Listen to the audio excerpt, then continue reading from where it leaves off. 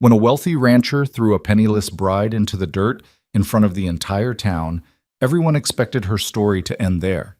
But then the most dangerous man in the territory said three words that changed everything. "I'll take her." What happened next in that remote mountain cabin would shake the foundations of Millerton and lead to a confrontation that forced an entire community to face their own cruelty. This is a story of survival, unexpected mercy, and the kind of courage that only emerges when you have absolutely nothing left to lose. Stay with me until the end of this story, hit that like button, and comment what city you're watching from so I can see how far this tale has traveled. The afternoon sun beat down mercilessly on the wooden platform of Millerton's train depot, turning the air thick and shimmering. Dust devils spun lazily across the unpaved street, and the smell of coal smoke still hung heavy from the departing locomotive. It was the kind of heat that made men irritable and women retreat to shaded porches, fanning themselves with whatever came to hand. But on this particular Tuesday in late June, it seemed like half the town had gathered at the depot, despite the oppressive temperature. Word had spread quickly through Millerton's single main street. Caldwell Briggs, one of the wealthiest ranchers in the territory, was expecting his mail-order bride to arrive on the 2:15 from St. Louis. Caldwell stood near the platform's edge, his expensive leather boots already dusty, his broad-brimmed hat tilted at an angle that suggested supreme confidence. He was a big man, not yet 40, with a thick mustache and hands that looked like they could break a horse or a man with equal ease. His ranch, the Double B, sprawled across thousands of acres of prime grazing land, and everyone knew he had more money than sense, and an ego to match both combined. "She better be pretty, Caldwell," called out Marcus Webb, the owner of the general store, a weasel-faced man who never missed an opportunity to insert himself into other people's business. "You paid enough to have them send you a real beauty, I reckon." Caldwell didn't turn, but his voice carried across the platform.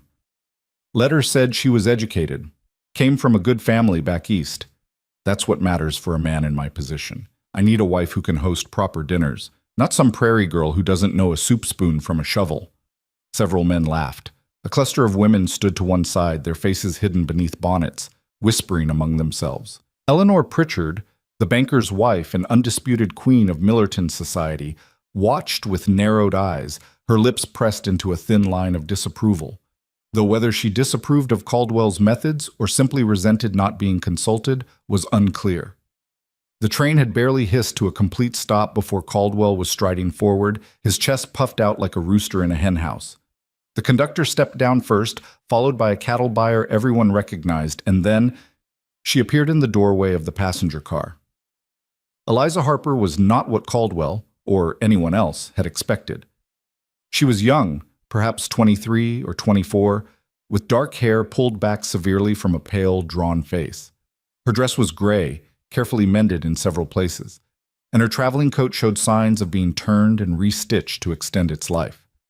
She clutched a worn carpet bag with both hands, holding it against her chest like a shield. But it was her eyes that people would remember later. They were a startling shade of blue-gray, and they swept across the crowd with a mixture of hope and terror that made some of the watching women shift uncomfortably. "Miss Harper?" Caldwell's voice boomed across the platform. "Miss Eliza Harper from St. Louis?" "Yes." Her voice was quiet but steady. "Mr. Briggs?" "That's right." Caldwell mounted the steps in 2 strides, towering over her. His eyes raked across her appearance, and several people close enough saw his expression change, the confident smile faltering, then hardening into something else entirely. "You're smaller than I expected. I'm sorry if I'm not... Where's your trunk?" He cut her off, looking past her into the passenger car. "Your things? The conductor said there was only one bag." Eliza's knuckles whitened on the carpet bag. "This is all I have, Mr. Briggs. I thought I explained in my letters that my circumstances had..." "One bag?" Caldwell's voice rose, and conversations around the platform died away as people leaned in to listen. "One bag? I paid good money to bring you all the way out here, and you show up with one goddamn carpet bag?" A scandalized murmur rippled through the crowd. Eleanor Pritchard's hand flew to her throat. "Mr. Briggs, please, if we could speak privately..." Eliza's face had gone from pale to flushed, spots of color appearing high on her cheeks. Privately? Why? So you can explain how you lied in your letters? Caldwell snatched the bag from her hands before she could react. He upended it on the platform, and Eliza's meager possessions spilled out across the wooden planks. 2 threadbare dresses, undergarments that had been patched and repatched, a small Bible, a daguerreotype in a tarnished frame, a hairbrush with half its bristles missing. No dowry? Caldwell kicked through the items with his boot. No jewelry? No household goods? What kind of fool do you take me for? I never claimed to have a dowry. Eliza's voice shook, but she held her ground. I told you my father passed away, that the family business had... You told me you came from a good family. You said you were educated, cultured, refined. Caldwell's face had turned red, veins standing out on his neck. You didn't mention you were a penniless beggar looking for some desperate fool to take you in. The watching crowd had gone completely silent now. Even the horses tied at the hitching post seemed to sense the tension, stamping and snorting nervously. Eliza knelt slowly, gathering her scattered belongings with trembling hands. A tear splashed onto the weathered photograph, a stern-looking couple in formal dress frozen in time. I am educated, she said quietly. I can read and write in 3 languages. I studied literature and music. I can keep accounts and manage a household. I hoped that would be worth something. Worth something? Caldwell laughed, a harsh, ugly sound. You thought your accomplishments would make up for coming here with nothing? Lady, I can hire servants who can do all that. I wanted a wife who would bring something of value to the union. Land, money, connections. You've brought me nothing but embarrassment. He kicked the carpetbag, sending it tumbling off the platform into the dust of the street below. More laughter from the crowd now. Not everyone, but enough. Marcus Webb was practically doubled over, slapping his knee. Some of the younger cowboys were grinning, nudging each other. Please, Eliza stood, clutching her dresses to her chest. I've traveled for 3 weeks to get here. I sold everything I had for the train fare. I have nowhere else to go. That's not my problem. Caldwell turned his back on her, addressing the crowd instead. Let this be a lesson, boys. You want a mail-order bride? You make damn sure you get references, and you sure as hell get a financial statement. More laughter. He tipped his hat to Eleanor Pritchard. My apologies for the spectacle, ma'am. I'll be heading back to the ranch now. He descended the platform steps and started toward where his horse was tied, leaving Eliza standing alone among her scattered possessions. She stood frozen for a long moment, her arms full of faded dresses, watching Caldwell's retreating back. Then, slowly, she knelt again in the dust and began gathering the rest of her things. Her hands moved mechanically, folding undergarments, retrieving the hairbrush, carefully wrapping the daguerreotype in a petticoat for protection. The crowd began to disperse. Some left quickly, embarrassed or uncomfortable. Others lingered, whispering behind their hands. Eleanor Pritchard sniffed loudly and announced to her companions, Well, what did she expect? Coming all this way with nothing to her name? It's practically fraud. Somebody should help her, a young woman's voice said. Sarah Mitchell, the school teacher, barely 20 years old herself. Help her do what? Eleanor's voice dripped with disdain. She made her bed, as they say. Though I suppose she doesn't even have a bed now, does she? More laughter. Sarah's face flushed, but she didn't move to help either. Eliza had made her way down the platform steps, kneeling in the dirt street to retrieve her carpetbag. Dust clung to the dark fabric of her dress. A strand of hair had escaped its pins and hung across her face. She didn't brush it away.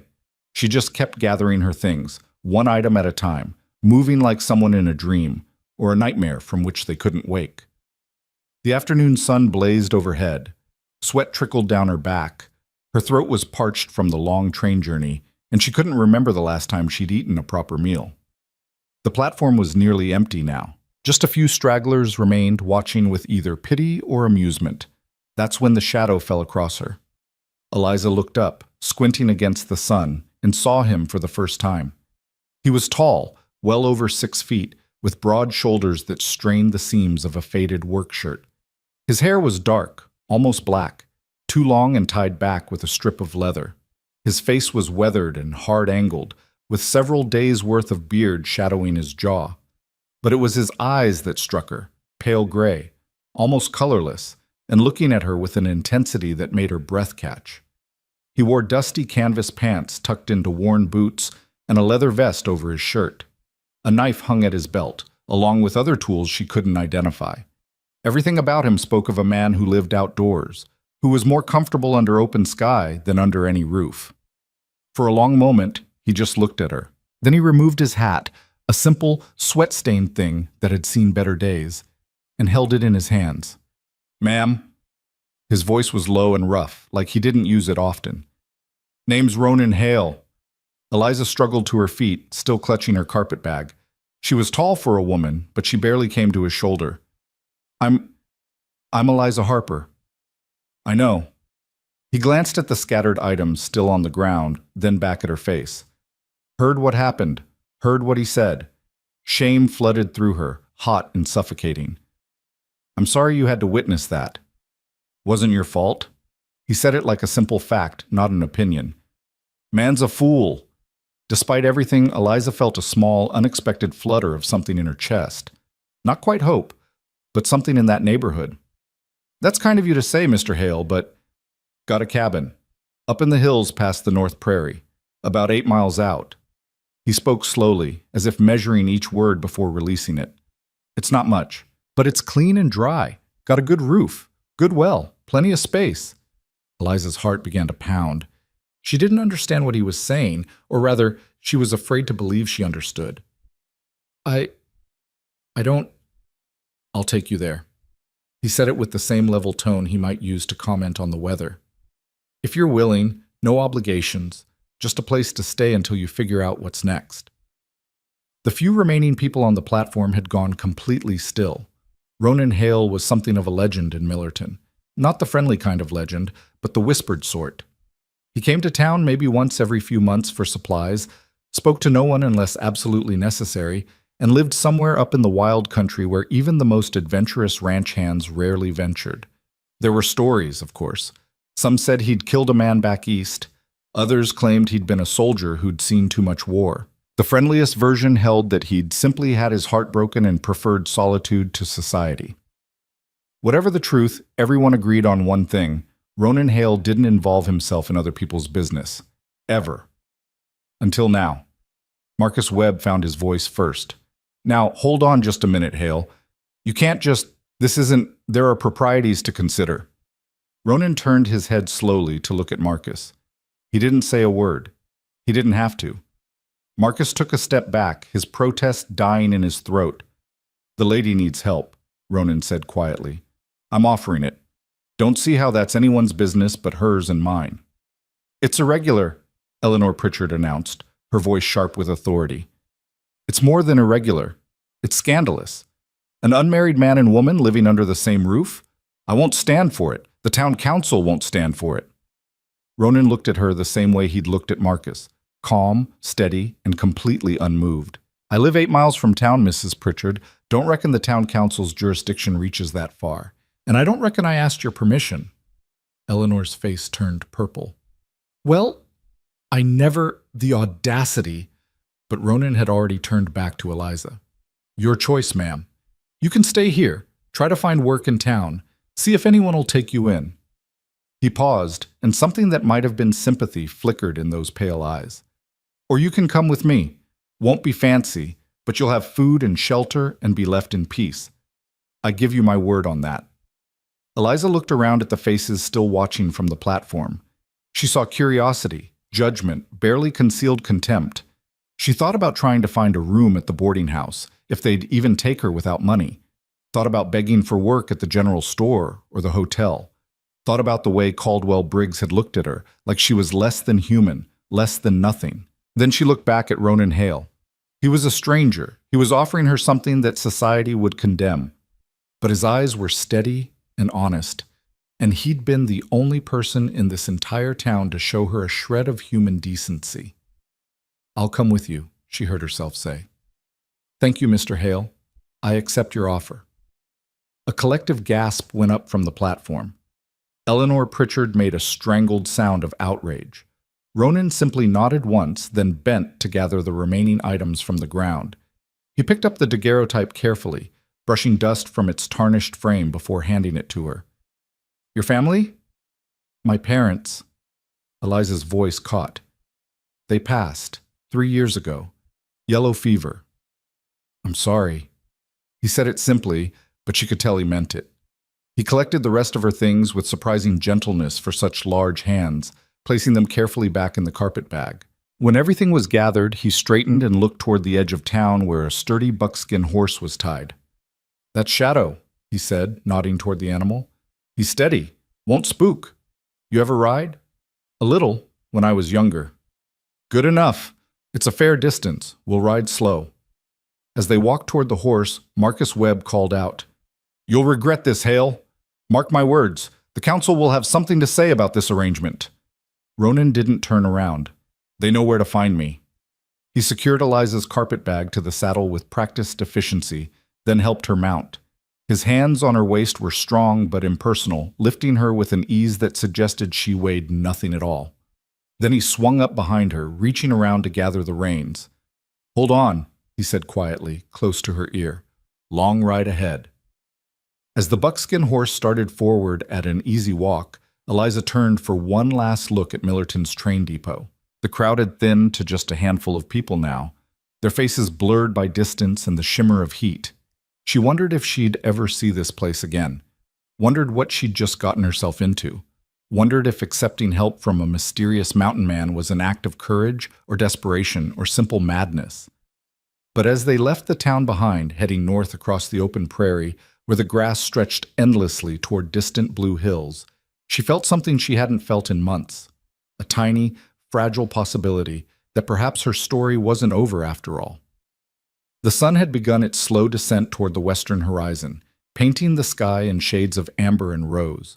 The horse's steady gait was soothing, and behind her Ronan Hale sat silent and solid as a mountain, asking nothing, judging nothing, simply taking her away from humiliation toward something unknown. They rode in silence for the first hour, the only sounds the rhythmic clop of hooves, the whisper of wind through the tall grass, and the occasional cry of a hawk circling overhead. Eliza's back was rigid at first, hyper-aware of the man behind her, of the impropriety of their situation, of the enormity of what she'd just done. But gradually, as the miles passed and Ronan remained silent and undemanding, she felt some of the tension begin to drain from her shoulders. The prairie opened up around them, vast and beautiful, in a way that made her chest ache. She'd never seen so much sky, so much open land. Back in St. Louis, buildings had crowded close, blocking out the horizon. Here, she could see for miles in every direction. It's beautiful, she said softly, more to herself than to him. Yeah. His voice rumbled from behind her. Took me a while to see it that way, but it grows on you. The quiet, the space. Another mile passed before she worked up the courage to ask, Why did you help me, Mr. Hale? You don't know me. You don't owe me anything. She felt him shift slightly in the saddle. When he spoke, his words came slowly, as if he was pulling them up from some deep place inside himself. 5 years ago, I was in a bad way. Real bad. I'd lost most everything that mattered. Came out here figuring I'd drink myself to death or put a bullet in my head, whichever came first. He paused, and Eliza held her breath, afraid any sound would stop him from continuing. There was a Cheyenne woman, old as the hills, found me more dead than alive in a ravine. She didn't know me. Had no reason to help. Her people had every reason to hate mine, but she took me to her camp, fed me, let me heal. Never asked for anything in return, just gave me a chance to figure out if I wanted to keep living. Eliza turned her head slightly, trying to see his face, but he was looking out across the prairie. Did you? Want to keep living, I mean? Took a while, but yeah, eventually. He was quiet for a moment. When I saw you kneeling in that dirt, gathering up what was left of your life while people laughed, I remembered how it feels to have nothing, to be nothing in other people's eyes. Figured maybe I could give you the same chance that old woman gave me, a chance to catch your breath, figure out what comes next. Eliza felt tears prick her eyes, the first tears she'd allowed herself all day. Thank you, she whispered. You didn't have to do that. No, he agreed. But neither did she. Yet here I am. They rode on as the sun sank lower, painting the grasslands gold, then orange, then deep purple as twilight approached. Ronan pointed out landmarks as they passed. A lightning-struck tree that marked the boundary of the Briggs property, a creek where antelope came to drink at dawn, a rocky outcrop where eagles nested. "How much farther?" Eliza asked as full darkness began to settle across the land. "Another hour, maybe less. There's a moon tonight, should have enough light." True to his word, the moon rose huge and silver over the eastern horizon, flooding the prairie with pale, ghostly light. Eliza had never experienced darkness like this. Complete, profound, broken only by stars so bright and numerous they seemed close enough to touch. "Are you frightened?" Ronan asked quietly. Eliza considered the question honestly. Was she frightened? She was alone in the wilderness with a man she'd known for mere hours, riding toward an isolated cabin miles from civilization. By any reasonable measure, she should be terrified. "No," she said, surprising herself with the truth of it. "I don't know why, but no, I'm not frightened." She felt rather than saw his nod. "Good instincts. You've got nothing to fear from me." Finally, as the moon climbed higher, Ronan pointed ahead. "There. That's home." Eliza squinted into the darkness and saw a dark shape silhouetted against the star-filled sky. A cabin nestled into the side of a hill with what looked like a barn or outbuilding nearby. As they drew closer, she could make out more details. A stone chimney, glass windows that caught the moonlight, a covered porch, split-rail fences marking paddocks where she could hear cattle lowing softly. It was larger than she'd expected and more substantial. Not the rough prospector's shack she'd half imagined, but a real home built to last. Ronan dismounted first, then helped her down. Eliza's legs were stiff from the long ride, and she stumbled slightly. His hand steadied her elbow until she found her balance. "Thank you," she murmured. He retrieved her carpet bag and led her to the porch, while the horse, Shadow, made his way to a water trough, as if he'd done it 1,000 times before. The door wasn't locked. Ronan pushed it open and struck a match, lighting an oil lamp that filled the single large room with warm, golden light. Eliza stepped inside and looked around. The cabin was indeed simple, but it was clean and well built. A large stone fireplace dominated one wall with a cooking area beside it. A sturdy table and 2 chairs sat near the center of the room. Shelves lined the walls, holding supplies, tools, and a surprising number of books. A bed stood in one corner, made up with wool blankets. Another corner held what looked like a work area, with a desk and more books. Everything was neat, organized, functional. It was the home of someone who lived alone and liked things orderly. "It's just the one room," Ronan said, setting her bag down near the door. He seemed almost apologetic. "But it's warm in winter, cool enough in summer. The well's just outside. Water's cold and clean. There's a root cellar for food storage, and the barn for the animals." "It's wonderful," Eliza said honestly. After the chaos and humiliation of the day, the simple, quiet order of this place felt like a sanctuary. Ronan moved to the fireplace, building a fire with quick, efficient movements. "You take the bed," he said without looking at her. "I'll sleep out here by the fire. Got extra bedding." "Mr. Hale, I can't." "That's your bed." "I should." "You take the bed," he repeated, his tone making it clear this wasn't up for discussion. It settled. The fire caught, crackling to life and adding its warmth to the lamplight. Ronan straightened and finally looked at her directly. "You've had a hell of a day. You're probably hungry. I'll heat up some stew, made a pot yesterday, should still be good." He moved to the cooking area, and Eliza watched in fascination as this large, rough man handled the domestic tasks with surprising competence. He ladled stew into 2 bowls, sliced bread from a loaf, wrapped in cloth, and set everything on the table with 2 cups of water from a bucket. "It's not fancy," he said, gesturing for her to sit. Eliza sat and picked up her spoon. The stew was simple: venison, potatoes, carrots, onions, but it was hot and savory and exactly what she needed. She hadn't realized how hungry she was until she started eating. They ate in comfortable silence, and Eliza found herself relaxing incrementally, the trauma of the day beginning to recede slightly. When they finished, Ronan cleared the dishes and pumped water into a basin to wash them. Eliza stood to help, but he shook his head. "You should rest." It's been a long day. So has yours, she pointed out. You didn't have to ride all the way to town, and you certainly didn't have to bring me back here. Please let me help. He looked at her for a long moment, then nodded and stepped aside.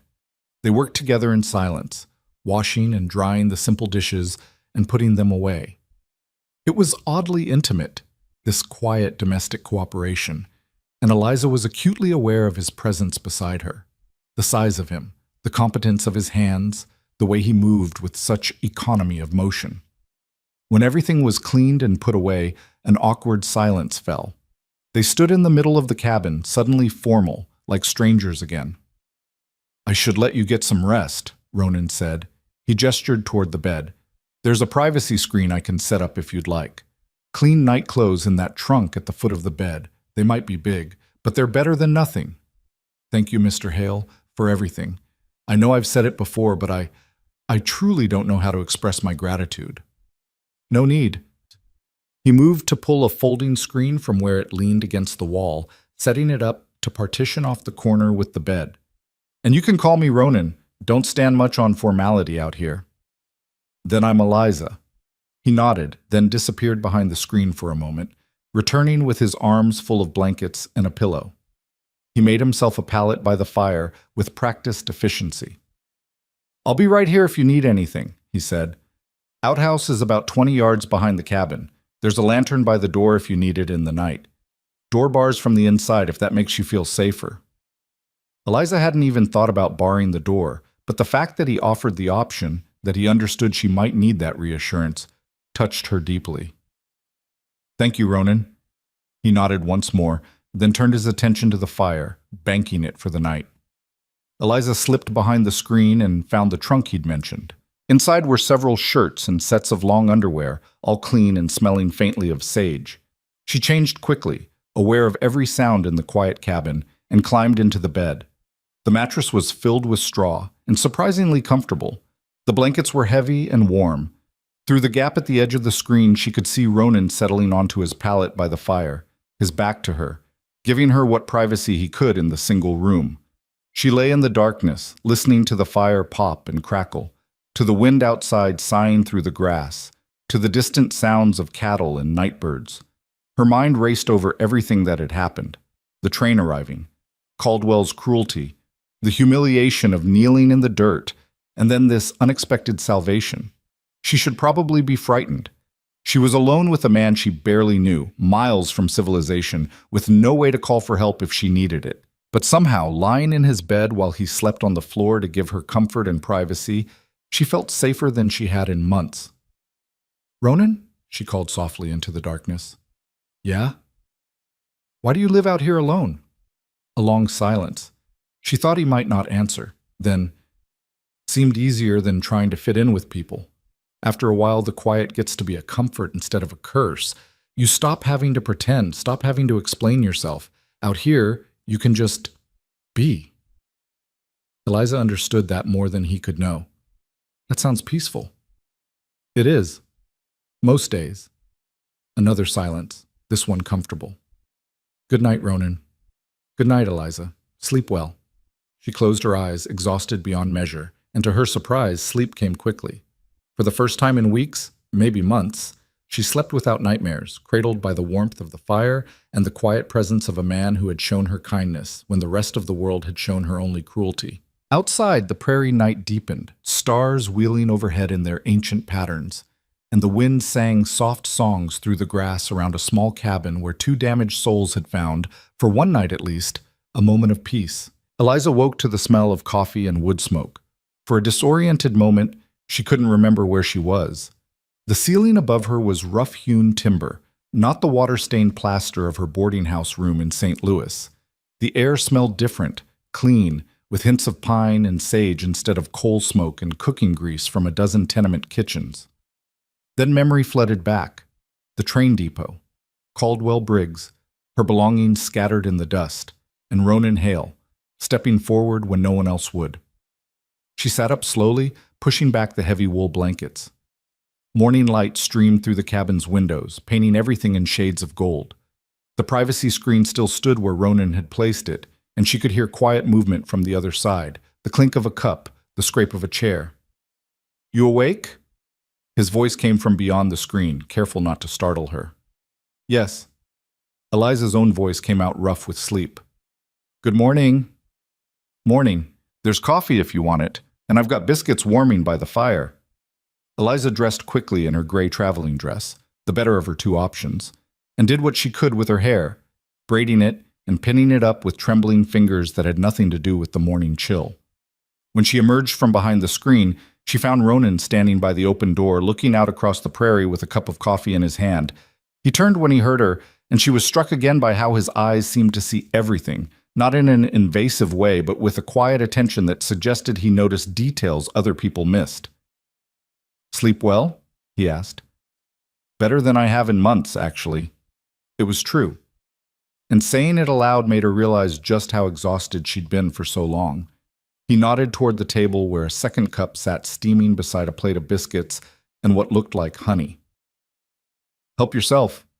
I'll be doing chores most of the morning. Cattle need checking, fence needs mending in the north pasture. You're welcome to rest, or there's books if you want them." He gestured toward the shelves. "Not much else by way of entertainment out here, I'm afraid." "I could help," Eliza offered. "With the chores, I mean. I'm not afraid of work." Ronan studied her for a moment, his expression unreadable. "Ranch work's different from what you're probably used to. It's rough, hard on the hands." "I've worked before, Mr. Ronan. My father's business failed 2 years before he died. I took in sewing, did laundry for other families. I'm stronger than I look." Something shifted in his face, not quite a smile, but a softening around the eyes. "I believe you. But today you should rest. Get your bearings. Tomorrow's soon enough to worry about work." Before she could protest, he'd set his cup down and headed for the door. "I'll be back around midday. If you need anything, there's a bell on the porch.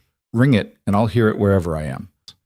Then he was gone, the door closing softly behind him, leaving Eliza alone in the quiet cabin. She stood for a moment, uncertain, then moved to the window and watched as he strode toward the barn with that easy, economical gait.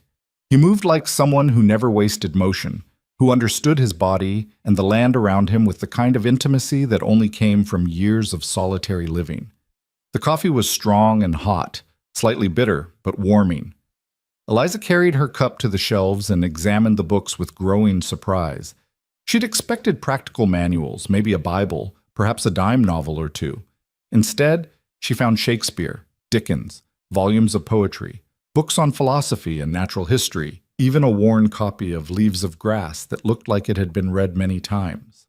She pulled down a volume of Whitman and settled into one of the chairs by the window, sipping coffee and reading while the morning sun climbed higher. Outside, she could see Ronan working, moving among the cattle, checking them one by one with patient thoroughness. Later, he disappeared into the barn and emerged with tools, heading toward the northern fence line. The hours passed quietly. Eliza found herself relaxing in a way she hadn't in years.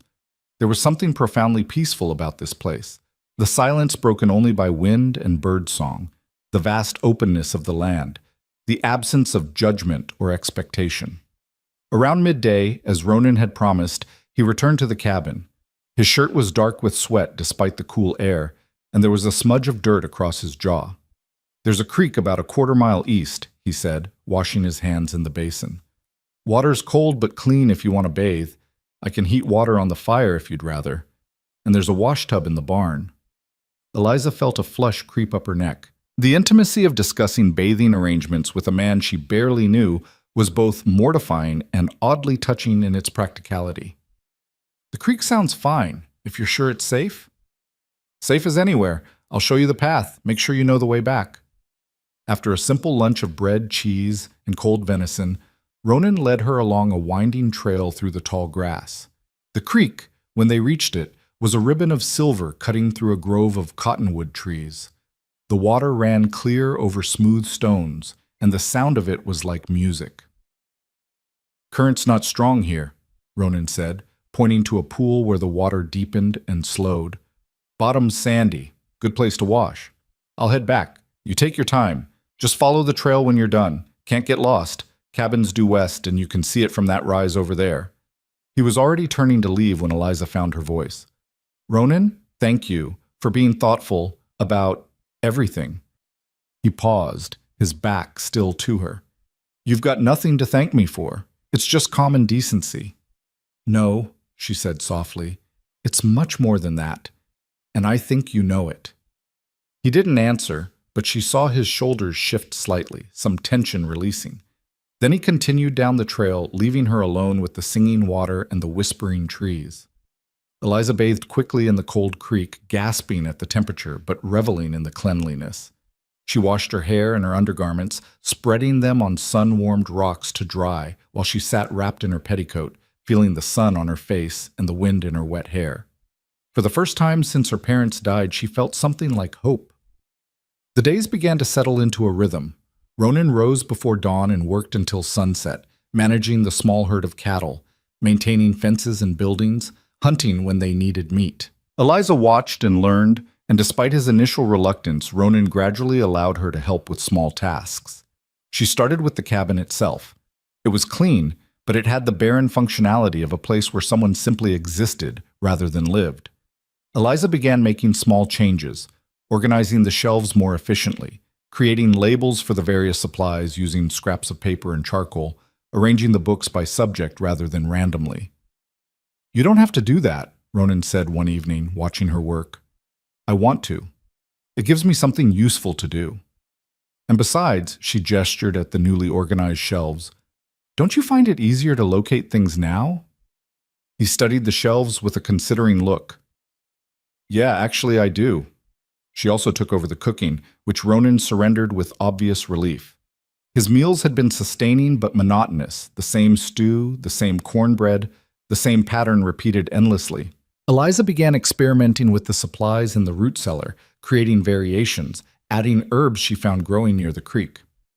This is good, Ronan said one night, surprise evident in his voice as he tasted the venison she had braised with wild onions and sage. Real good. Where'd you learn to cook like this? My mother taught me. And then later, when times were hard, I worked for a while in a boarding house kitchen. You learn quickly when you're feeding 20 people 3 times a day. Well, Ronan said, taking another bite, this is a damn sight better than anything I've managed in 5 years. It was perhaps the longest compliment he'd ever given, and Eliza felt an absurd flush of pride. She also discovered Ronan's true skill with his hands, not just the rough work of ranching, but fine craftsmanship. One afternoon she found him in the barn, working on a piece of wood with careful, precise movements. What are you making? She asked from the doorway. He looked up, seeming startled to find her there. Shelf. Thought we could use another one in the cabin, for those books you've been organizing. May I watch? He shrugged, but she sensed he didn't mind. She settled onto a bale of hay and watched as he worked, his large hands moving with surprising delicacy, shaping the wood with plane and chisel. He worked in silence, completely focused, and there was something almost meditative about watching him. You're very skilled, she said quietly. Had a lot of time to practice. Not much else to do in winter when you're snowed in for weeks at a stretch. Did you learn from someone? Your father, perhaps? His hand stilled for just a moment. No. Taught myself, trial and error, mostly. There was a finality in his tone that suggested the subject of his father was closed, and Eliza didn't push. She was beginning to understand that Ronan's silences were as much a part of his communication as his words, that he shared what he could, when he could, and the rest remained locked away in whatever past had driven him to this solitary life. A week passed, then 2. The weather began to shift, the fierce summer heat giving way to cooler mornings, and the first hints of autumn in the air. Eliza fell into the rhythm of the ranch, waking with the sun, working through the day, sleeping deeply in the quiet nights. She learned to milk the 2 cows Ronan kept, to collect eggs from the chickens, to churn butter. Her hands, which had been soft from months of unemployment and desperation, began to develop calluses. Her face gained color from hours spent outdoors.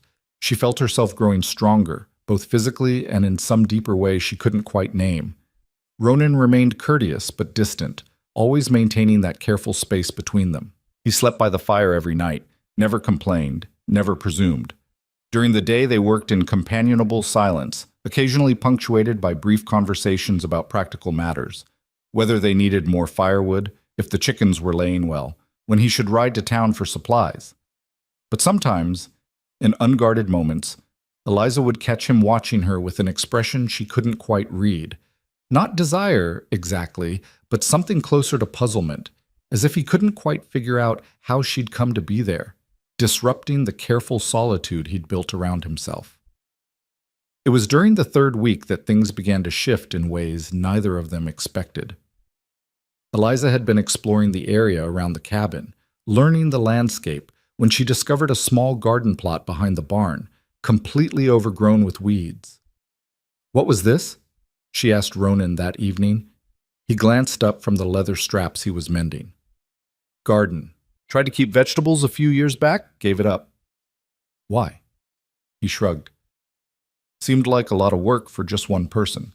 Easier to rely on what I could hunt and store." "Could I try?"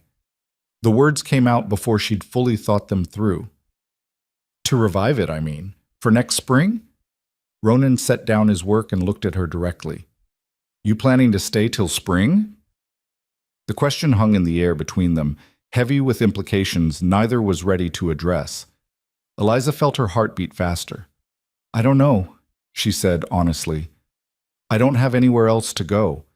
And I hoped, if I made myself useful, perhaps you wouldn't mind if I stayed a while longer." "It's not about being useful." Ronan's voice was quiet but firm. "You're welcome here as long as you want to stay. That was the offer, still is. But I can't just take advantage of your kindness indefinitely. You're not taking advantage." He stood, crossing to the window and looking out at the darkening prairie. "Truth is, it's been good. Having someone here, hearing another voice, coming back to a cabin that feels less empty." He paused, and when he spoke again, his voice was even quieter. "I'd forgotten what that was like." Eliza felt something shift in her chest, a warmth that had nothing to do with the fire. "Then, yes, I'd like to stay, if you'll have me, at least through the winter, if that's all right." He turned back to her, and in the lamplight his face looked younger somehow, less weathered. "More than all right." The next morning, Eliza began clearing the garden plot. It was hard work, pulling up stubborn weeds and loosening soil that had gone hard and neglected. Ronan watched for a while, then without a word brought her tools, a proper hoe, gloves to protect her hands, a rake. "Soil need amending," he said, kneeling beside her to examine the earth. "Too much clay. We can work in some manure from the barn, maybe some sand from the creek bed. Won't be ready for planting till spring, but we can prepare it." "We?" Eliza looked at him, surprised. "Well, I'm not going to let you do all this alone. Besides," he almost smiled, "I might actually eat vegetables again if they're cooked the way you've been cooking." They worked together through the morning, and Eliza found herself talking more than she had in weeks, telling stories about her childhood in St. Louis, about her father's bookshop before it failed, about her mother's flower garden that had been her pride and joy. "She could grow anything," Eliza said, sitting back on her heels and wiping sweat from her forehead. "Even in the city, in that tiny yard behind our house, she had roses and herbs and vegetables all crowded together. People used to stop just to look at it." "You must miss her," Ronan said quietly. "Every day. Both of them." Eliza looked down at her dirt-covered hands. "After they died, everything just fell apart. There was debt I didn't know about. The shop had to be sold to cover what was owed. I had some friends who helped for a while, but I couldn't keep accepting charity. So I answered Mr. Briggs's advertisement." "That why you came west? Just to escape the debt?" Eliza considered lying, making it sound more noble or adventurous, but Ronan's steady gray eyes seemed to invite honesty. "Partly that, but also, I couldn't stand being there anymore. Every street corner reminded me of what I'd lost. Everyone looked at me with pity. I wanted to go somewhere no one knew me, where I could start over, where I could be someone other than that poor Harper girl whose parents died and left her with nothing. And instead you became that desperate woman who got thrown aside at the depot," Ronan said, but there was no cruelty in it, just a dry observation of the irony. "Yes." Eliza laughed, but it was a bitter sound. "I seem to have a talent for public humiliation." "No." Ronan's voice was firm. You've got a talent for surviving. There's a difference. Those words stayed with Eliza long after they'd finished working for the day, warming something deep inside her that had been cold for a very long time. As September deepened and October approached, Ronan made preparations for his quarterly trip to Millerton for supplies. It was the first time the town had been mentioned since they'd left it, and Eliza felt anxiety twist in her stomach. I could go alone, Ronan said, watching her face. If you'd rather not face them again. No. Eliza lifted her chin. I won't hide, and we need supplies. I should come. All right, but we go in, we get what we need, and we leave. I'm not interested in entertaining the town gossips. They set out on a cool morning, the sky a hard, bright blue. Eliza rode behind Ronan again, but this time it felt different, familiar rather than strange, comfortable rather than awkward. She'd grown used to his presence, to the solid warmth of his back against her, to the quiet competence with which he managed both horse and terrain. As they crested the rise that looked down on Millerton, Eliza felt her stomach clench. The town looked exactly the same, the single main street, the train depot at one end, the church steeple rising above the scattered buildings. But she was not the same woman who'd arrived 6 weeks ago. They rode straight to the general store, and Eliza was acutely aware of faces turning to watch them, of whispers starting up like wind through dry grass. Marcus Webb stood behind the counter, his weasel face registering surprise and something else. Speculation, perhaps, or calculation. Well, well, he said as they entered. If it isn't the mountain man and his guest. We need supplies, Ronan said flatly, pulling a list from his pocket. You got a problem filling an order, Marcus, or do I need to take my business elsewhere? Marcus's smile faltered. No problem at all, Ronan. No problem. Let me just get these things together for you. While Marcus gathered items from the shelves, Eliza became aware of other women in the store, all watching her with varying degrees of curiosity and disapproval. She recognized Eleanor Pritchard holding court near the fabric bolts, her sharp eyes missing nothing. Miss Harper, Eleanor's voice cut through the quiet murmurs. Or should I say, Mrs. Hale? I assume congratulations are in order? The store went silent. Every eye turned to Eliza. I'm still Miss Harper, Eliza said, keeping her voice steady, and I'd appreciate if you'd address me as such. Oh? Eleanor's eyebrows rose. So you are living in sin with this man? How progressive. I'm living under his roof as his guest, Eliza replied, feeling heat rise in her cheeks but refusing to look away. He offered me shelter when I had nowhere else to go. There's nothing more to it than that. Of course there isn't, Eleanor said with false sweetness. And I suppose you expect us all to believe that arrangement is entirely proper? Before Eliza could respond, Sarah Mitchell spoke up from where she'd been examining ribbons. Mrs. Pritchard, I hardly think it's our business to... It's every decent person's business when moral standards are being violated, Eleanor interrupted. We have children in this town. What kind of example does this set? The example, Ronan's voice cut across the rising murmurs, low and dangerous, is that when someone needs help, you give it, without conditions, without judgment. But I don't expect you to understand that, Eleanor, seeing as how you and your friend stood on that platform 6 weeks ago and laughed while a woman picked her life out of the dirt. Eleanor's face went white, then red. How dare you? Got your supplies ready, Ronan, Marcus interrupted hastily, clearly wanting to avoid a confrontation. That'll be $18.40.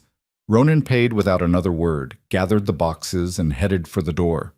Eliza followed, her head high despite the burning in her cheeks and the whispers that erupted behind them. They were loading the supplies onto the horse when a man's voice called out, Hail! A word! Eliza turned to see Sheriff Thomas Garrett approaching, a big man with a handlebar mustache and a star pinned to his vest. Behind him were 2 other men, one she recognized as Alderman Foster, and the other was Caldwell Briggs himself. Ronan's entire body went still, but he turned slowly to face them. Sheriff, we need to talk about your situation. The sheriff's eyes flicked to Eliza, then away. There have been complaints. People are concerned about propriety, about appearances. People should mind their own business, Ronan said flatly. It becomes the town's business when public morality is at stake. Alderman Foster said pompously. He was a small man with a large opinion of himself. We have standards in this community. Standards that apply to everyone, even those who choose to live outside town limits. What exactly are you accusing me of? Ronan's voice was quiet, but there was an edge to it that made the sheriff shift uncomfortably. No one's accusing anyone of anything, Sheriff Garrett said quickly. We're just expressing concern, suggesting that perhaps a more formal arrangement might be appropriate, to avoid further talk. A formal arrangement? Ronan's jaw was tight. You mean marriage? It would solve the problem, Caldwell Briggs spoke for the first time, his voice smug. Of course, that's assuming anyone would want to marry damaged goods.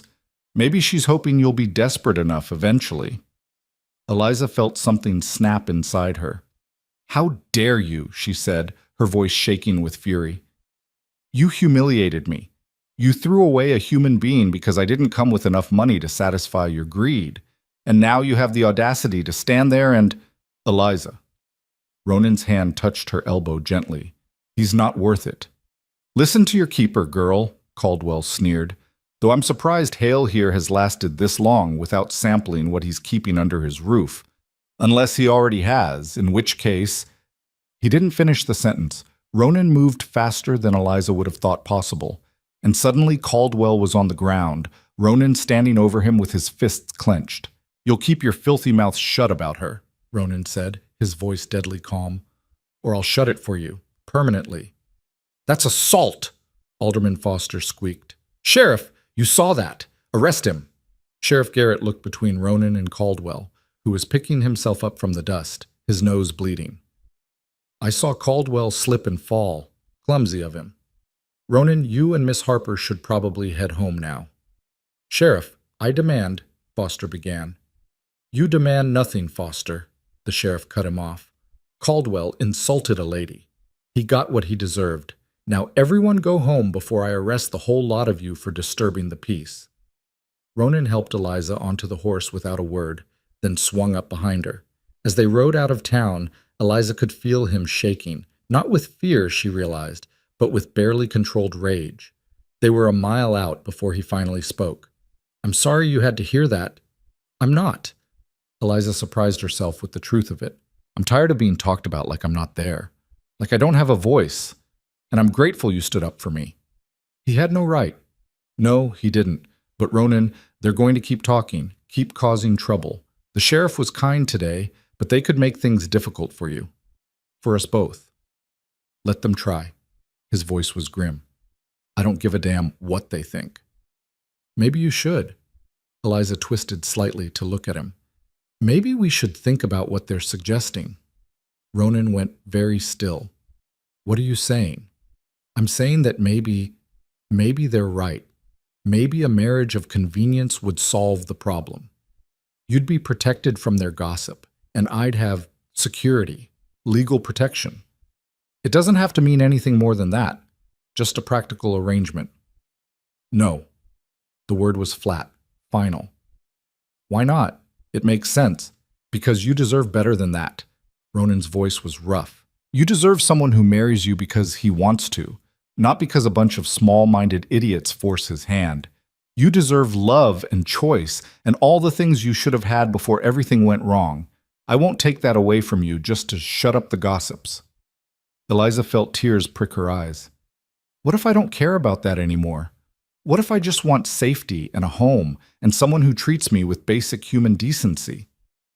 Then you're settling, and I won't let you settle, not for me, not for anyone. They rode the rest of the way home in silence, but it wasn't the comfortable quiet of before. It was heavy with all the things neither of them knew how to say, weighted with possibilities neither was ready to explore.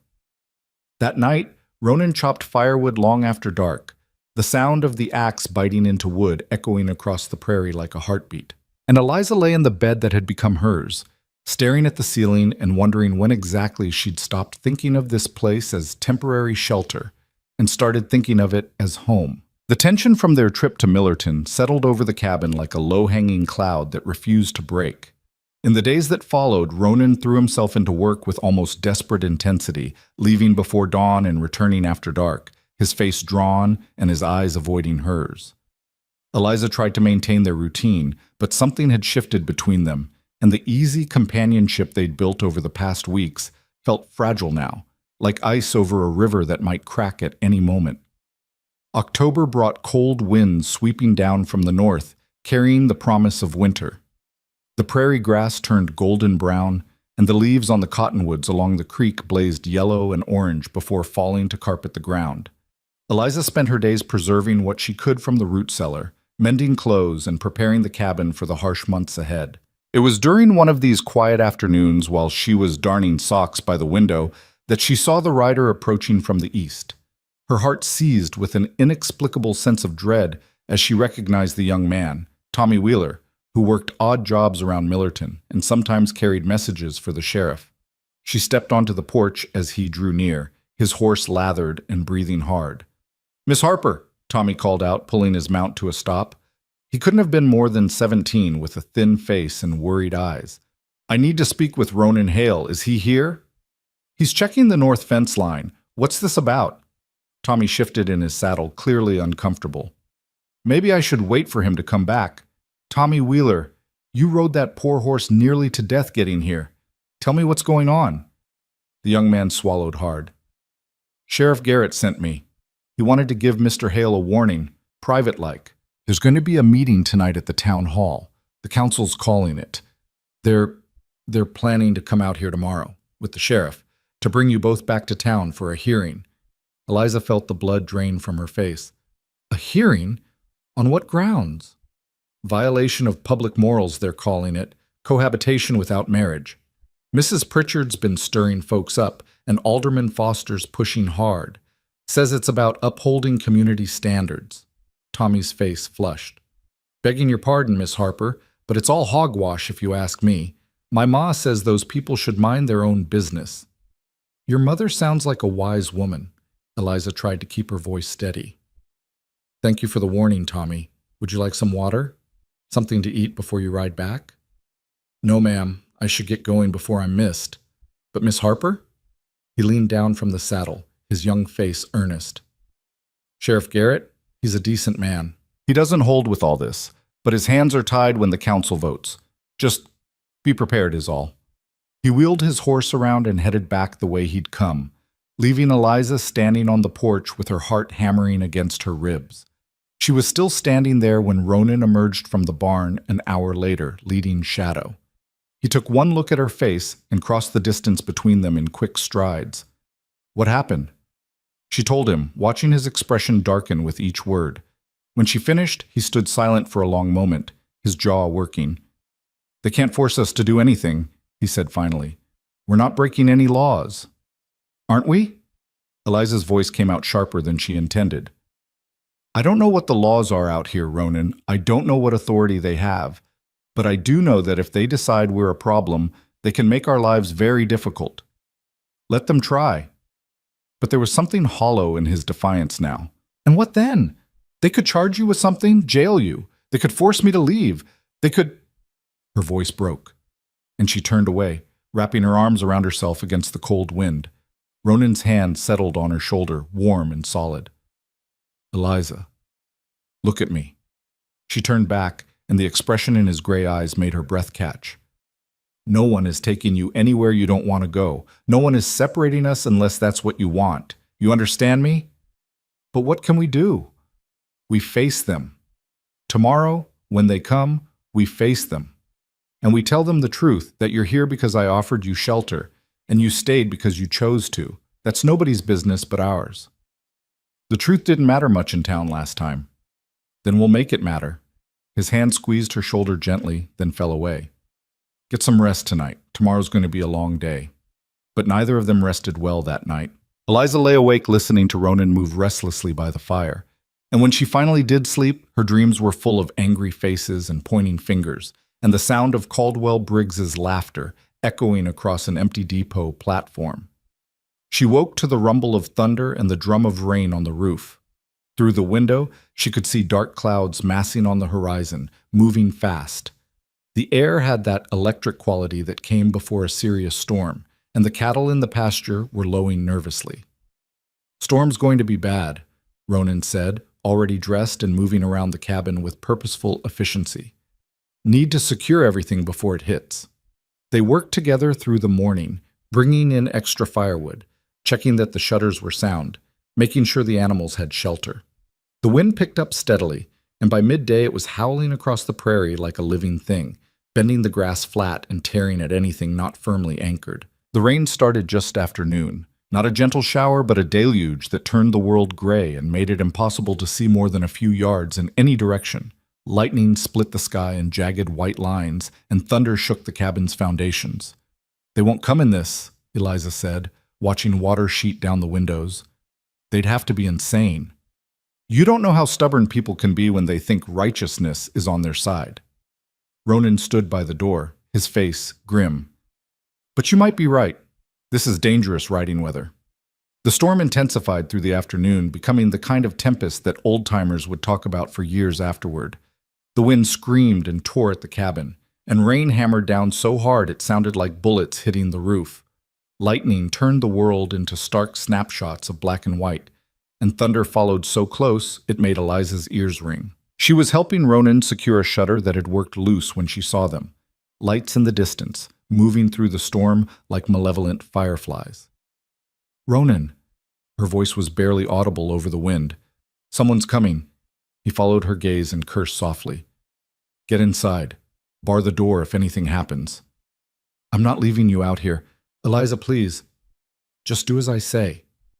But she stayed on the porch, pressed against the cabin wall, as the riders emerged from the rain. There were 6 of them, hunched against the weather, their horses struggling through mud that came up past their fetlocks.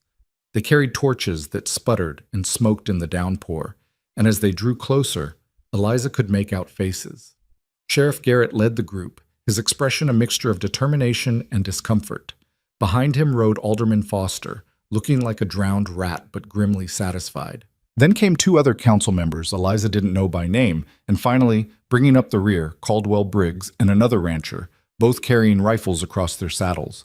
They reined to a stop in front of the cabin, and for a long moment the only sound was the drumming rain and the horses' labored breathing. "Evening, Ronan," Sheriff Garrett called out, raising his voice to be heard over the storm. "Sorry to come calling in this weather." "Then don't." Ronan stood at the edge of the porch, water already soaking his shirt. "Turn around and go home, Tom. This doesn't concern you." "I'm afraid it does. Council voted. I've got a legal order here to bring you and Miss Harper into town for a public hearing. Tomorrow morning, 10 o'clock at the schoolhouse." "On what charges?" Alderman Foster urged his horse forward, his thin face pinched with self-righteousness. "Violation of public decency. Cohabitation outside of marriage. Corrupting community morals. Need I go on?" "You can go straight to hell," Ronan said flatly. "You've got no authority here." "We have every authority." Foster pulled a document from inside his coat, trying to keep it dry.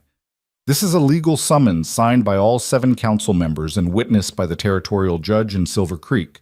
You'll come with us now, or we'll arrest you both for contempt and non-compliance." Lightning cracked across the sky, illuminating everything in harsh white light. In that moment, Eliza saw the rifles more clearly, saw the way Caldwell Briggs' hand rested on his, saw the determination in the men's faces. "You're making a mistake," Ronan said, his voice low and dangerous. "This woman has done nothing wrong. I've done nothing wrong. We're harming no one." "That's for the hearing to determine," Sheriff Garrett said, and there was genuine regret in his voice. "I don't like this any more than you do, Ronan, but the law's the law, and I've got my orders. Now you can come peacefully, or we can do this the hard way. Your choice." Eliza stepped forward before Ronan could respond. "We'll come peacefully, Sheriff. There's no need for violence." "Eliza," Ronan turned to her, his eyes fierce. "No." She met his gaze steadily. "We'll go. We'll face them, and we'll prove there's nothing to their accusations." She looked back at the mounted men. "Give us a moment to gather some things and secure the cabin." "You've got 10 minutes, Foster said imperiously. Ronan followed Eliza inside, shutting the door behind them. The moment they were alone, he grabbed her shoulders. "You don't have to do this. I can get you out of here. We can head north, across the border. And spend the rest of our lives running, looking over our shoulders?"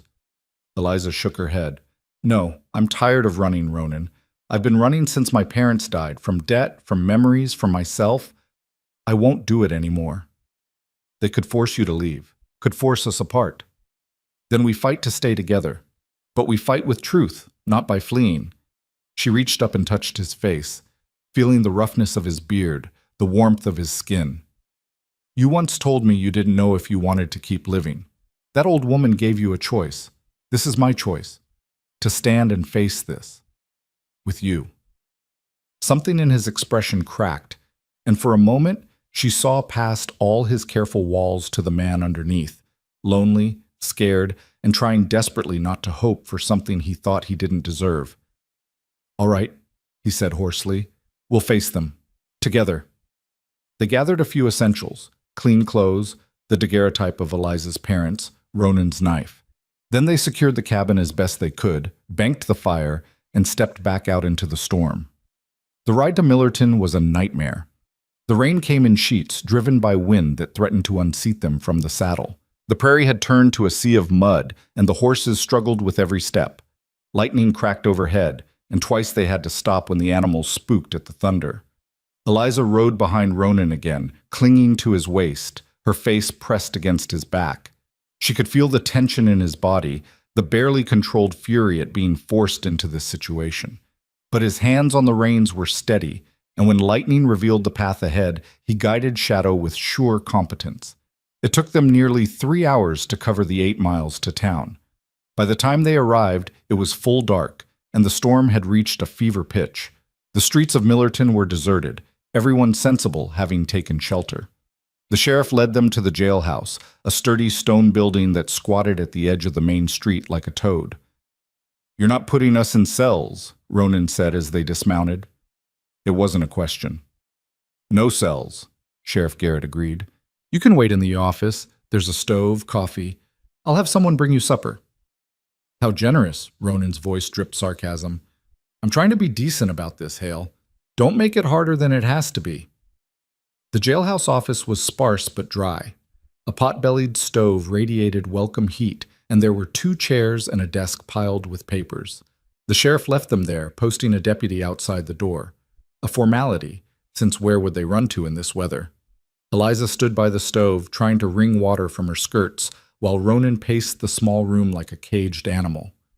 "This is insane," he muttered. "We're not criminals." "No, we're worse, apparently. We're people who make others uncomfortable." Eliza's voice was bitter. "That's the real crime, isn't it? Not fitting into their neat little boxes." Ronan stopped pacing and looked at her. "You're shaking." "I'm cold and wet and angry." She wrapped her arms around herself. "And scared, if I'm being honest." He crossed to her and, after a moment's hesitation, pulled her into his arms. It was the first time he'd held her like this, not helping her mount a horse or steadying her on rough ground, but actually embracing her. She felt his chin rest on top of her head, felt the solid warmth of him seeping into her cold, wet body. "Whatever happens tomorrow," he said quietly, "you need to know something. These last 2 months, having you at the cabin, they've been the best months I've had in 5 years. Maybe longer. You brought life back to a place that was just existing. You brought life back to me." Eliza's throat tightened. "Ronan, let me finish." His arms tightened slightly. "If they make you leave, if they say you can't stay with me anymore, I want you to know it wasn't for nothing. You mattered. You matter. And whatever happens, I won't forget that."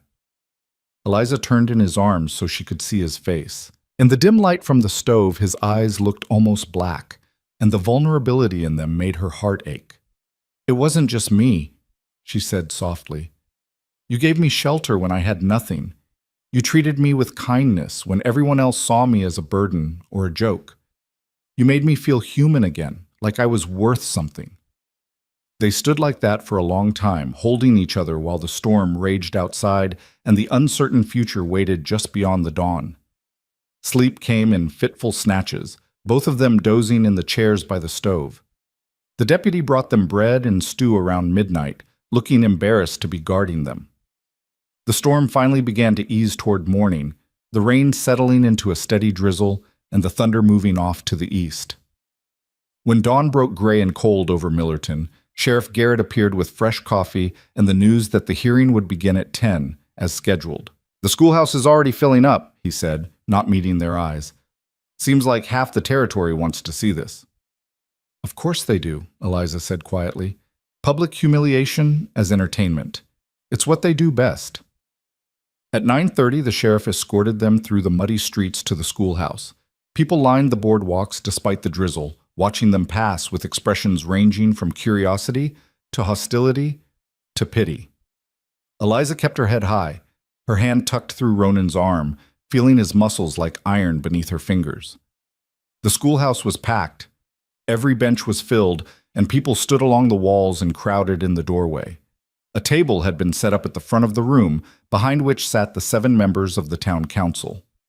Alderman Foster occupied the center seat, looking puffed up with self-importance.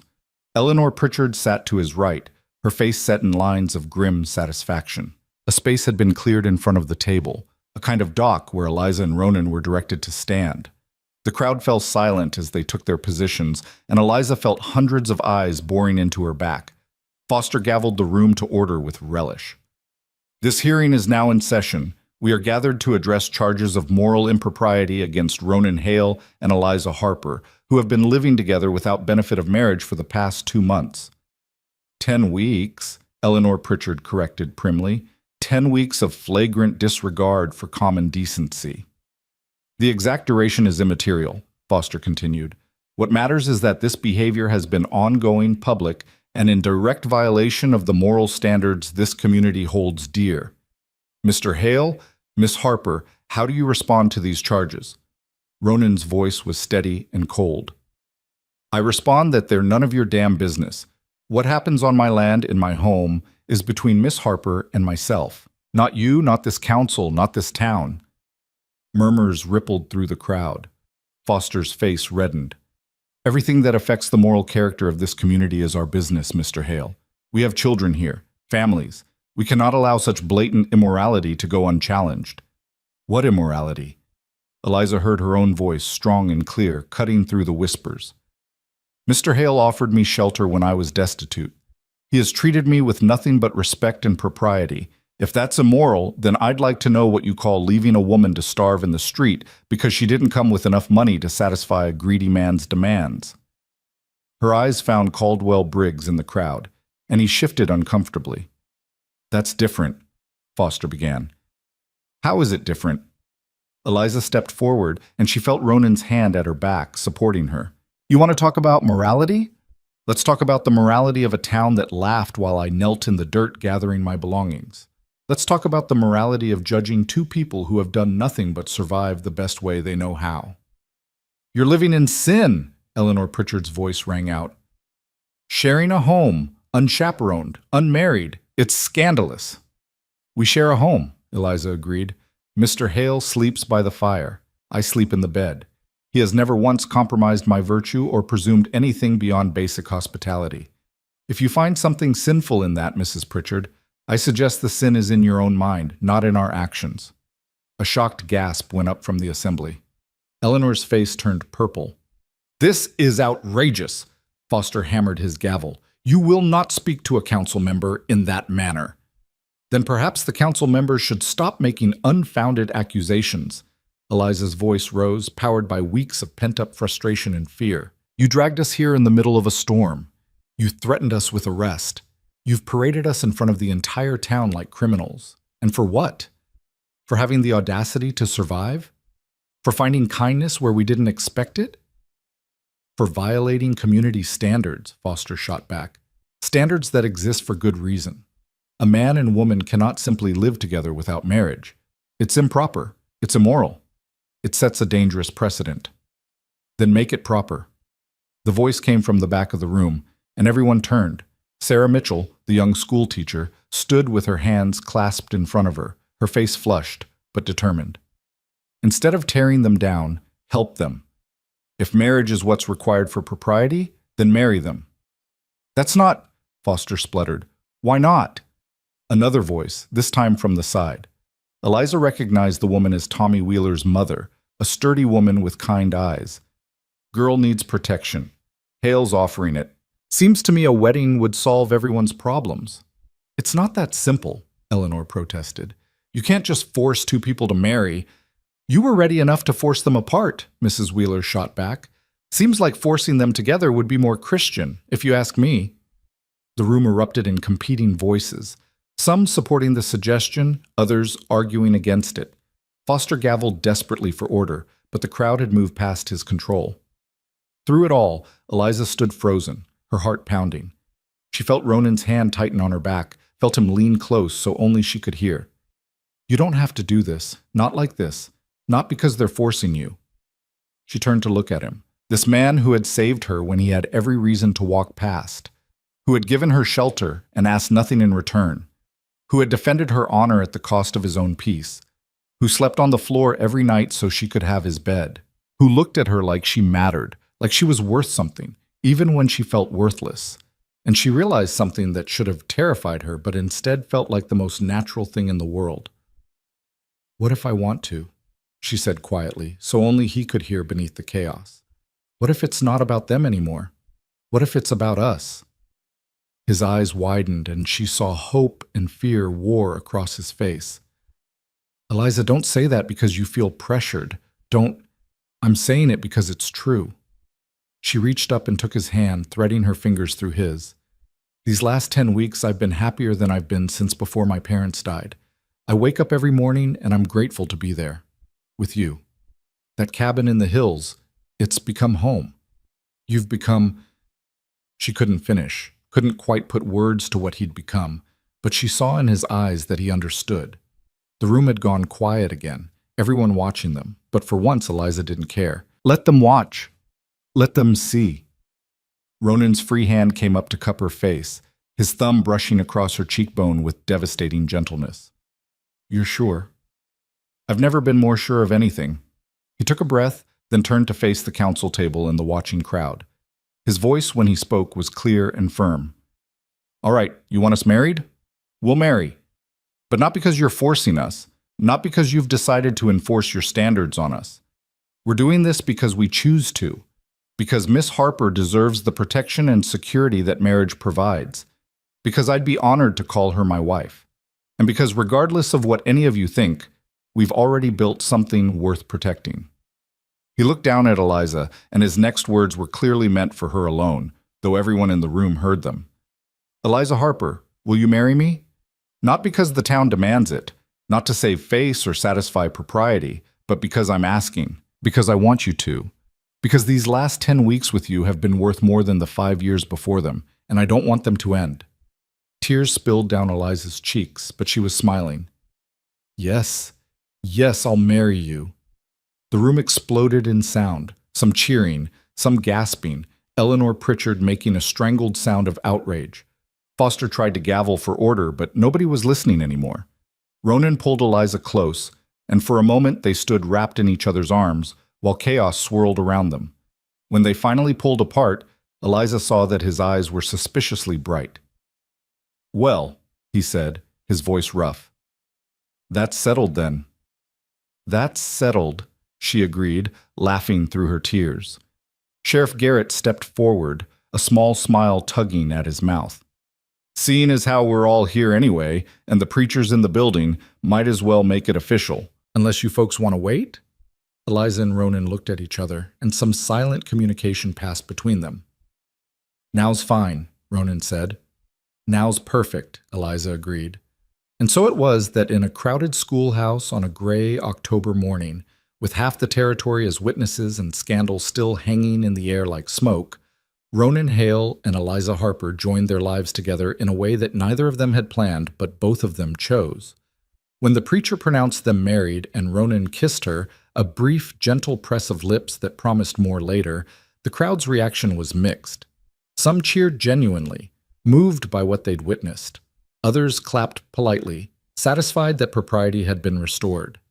And a few, like Eleanor Pritchard and Caldwell Briggs, looked on with sour expressions, robbed of whatever satisfaction they'd expected to gain from this hearing. But none of it mattered to Eliza, not anymore. She stood hand in hand with her husband. The words still felt strange and wonderful in her mind, and felt something settle in her chest that had been unsettled for years. She was home. Not because of a place, but because of a person. And whatever challenges lay ahead, they would face them together. The moment the preacher pronounced them married, the schoolhouse erupted in a confusion of voices. Some people pressed forward with congratulations. Others retreated toward the doors, whispering furiously among themselves, and still others stood frozen in apparent shock at how quickly the proceedings had turned from condemnation to celebration. Eliza felt Ronan's hand tighten around hers, anchoring her as the crowd surged around them. Sarah Mitchell was one of the first to reach them, her young face beaming. "I'm so happy for you both," she said, clasping Eliza's free hand. "I hope you'll be very happy together." "Thank you, Sarah." Eliza's voice was unsteady with emotion. "Thank you for speaking up. That took courage." The young teacher's smile faltered slightly. "It was the right thing to do. I'm just sorry it took me so long to find my voice. When you arrived that day at the depot, I should have—" She broke off, shaking her head. "But that's past now. What matters is that you've found happiness despite everything." Mrs. Wheeler pushed through the crowd next, her sturdy frame making a path where others couldn't. "Welcome to the family of married women, dear. May you have many years of joy." She turned to Ronan, her eyes twinkling. "And you, Ronan Hale, you've got yourself a fine wife. You treat her well, you hear?" "I intend to, ma'am." Ronan's voice was solemn, but there was something warm in his eyes that Eliza had never seen before. Not everyone was pleased. Eleanor Pritchard stood near the council table, her face pinched with displeasure, surrounded by a cluster of women who shared her sour expression. Alderman Foster was in heated discussion with two other council members, clearly unhappy with how events had unfolded. And Caldwell Briggs had disappeared entirely, presumably unwilling to witness his former mail-order bride's unexpected triumph. Sheriff Garrett made his way through the press of people, a rare smile on his weathered face. "Congratulations to you both. I'll have to say I'm glad this turned out the way it did. Never sat right with me, dragging you folks in here like criminals." He extended his hand to Ronan, who shook it firmly. "You're free to go whenever you're ready. No charges, no restrictions, just maybe come to town a bit more often now. Might help with the gossip if people see you're a proper married couple." "We'll think about it," Ronan said neutrally. As more people offered their congratulations or simply gawked at the newly married couple, Eliza became increasingly aware of the absurdity of their situation. She was married, to a man she'd known for less than 3 months, in a ceremony forced upon them by scandal and performed in front of an audience that had gathered to condemn them. It should have felt wrong, or at least surreal. Instead, it felt right in a way that nothing had felt right in years. She glanced up at Ronan, who was fielding questions from Marcus Webb with barely concealed irritation. In profile, his face was all hard angles and weathered planes, the face of a man who'd spent more time in wind and sun than in comfortable parlors. But there was strength there, and honesty, and a kind of stubborn integrity that had drawn her from the first moment he'd offered his help. As if sensing her gaze, he looked down at her, and something in his expression softened. He leaned close, his voice low enough that only she could hear beneath the general hubbub. "You all right?" "Yes." And she meant it. "Are you?" "Getting there." A pause, then, "We should probably head home soon before they decide to throw us a reception we didn't ask for." Eliza almost laughed at the thought. "Agreed, though I suspect some of them are already planning it." Sure enough, several of the more enthusiastic well-wishers were discussing the possibility of organizing a proper wedding celebration, complete with food and dancing. Mrs. Wheeler was insisting that no couple should start married life without at least one good meal shared with the community, and several other women were chiming in with agreement.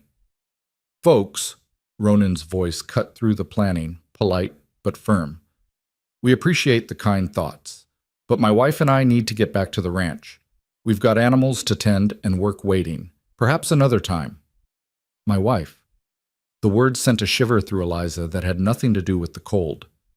There were protests, of course, but Ronan was already guiding Eliza toward the door with gentle but inexorable pressure.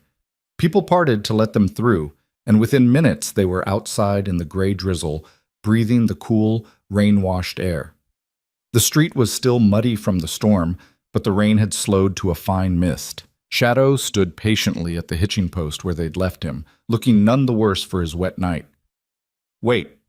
The voice came from behind them, and they turned to find Tommy Wheeler running up, slightly out of breath. Ma wanted me to give you these. He held out a bundle wrapped in cloth. Wedding present, she says. Some of her preserves and a loaf of bread she baked this morning. Says every married couple needs at least one proper gift, even if the wedding was a bit unusual. Eliza took the bundle, genuinely touched. Please thank your mother for us. That's very kind. Tommy grinned. She likes you, Mrs. Hale. Says you've got spirit. And she thinks Mr. Hale here could use someone with spirit to keep him from becoming a complete hermit. Your mother is a wise woman, Ronan said dryly. Tell her we're obliged. As they prepared to mount, more people began emerging from the schoolhouse, and it became clear they needed to leave now or risk being drawn into extended farewells. Ronan lifted Eliza onto Shadow's back, then swung up behind her with easy grace. The horse, sensing home was in their future, stepped out eagerly. They were almost to the edge of town when a figure stepped into their path. Eliza tensed, but it was only Sarah Mitchell again, holding a small book bound in faded blue cloth. I wanted to give you this, she said, handing it up to Eliza. It was my grandmother's, poetry. I thought, well, I remembered you said you studied literature. I thought you might like it. Eliza took the book carefully, running her fingers over the worn cover. Sarah, this is too much. Please, I want you to have it. As a reminder that not everyone in Millerton was cruel to you. Some of us just didn't know how to help. Thank you. Eliza's eyes burned with sudden tears. This means more than you know. Sarah nodded, stepping back to let them pass. As Shadow moved forward, Eliza heard her call out, Be happy, both of you! They rode out of Millerton in silence, the gray town falling away behind them. The prairie stretched out ahead, vast and empty, the grass still bent from the storm but already beginning to rise again. The clouds were breaking up, and here and there shafts of sunlight broke through to paint the landscape in gold. Neither of them spoke for the first mile. The only sounds were the horses' steady hoofbeats, the wind through the grass, and the occasional cry of a hawk circling overhead. But it wasn't an uncomfortable silence. It was the quiet of two people processing something profound, trying to understand how their lives had just fundamentally changed. Finally, Ronan broke the silence. I'm sorry. Eliza twisted to look at him. Sorry? For what? For how that happened, for the whole damn circus of it. You deserved better than getting married in a schoolhouse full of people who were ready to condemn you an hour before. You deserved, I don't know, flowers, music, a real celebration. Not that. Ronan. Eliza turned as much as she could in the saddle, needing him to see her face. That was the most honest thing that's ever happened to me. No pretense, no performance. Just two people choosing each other in front of everyone, with nothing to hide behind. It was perfect precisely because it wasn't perfect. You really believe that? I do. She smiled at the unintentional echo of the wedding vows. Besides, I've had enough of grand gestures that mean nothing. Caldwell Briggs probably would have given me a fancy wedding if I'd come with money.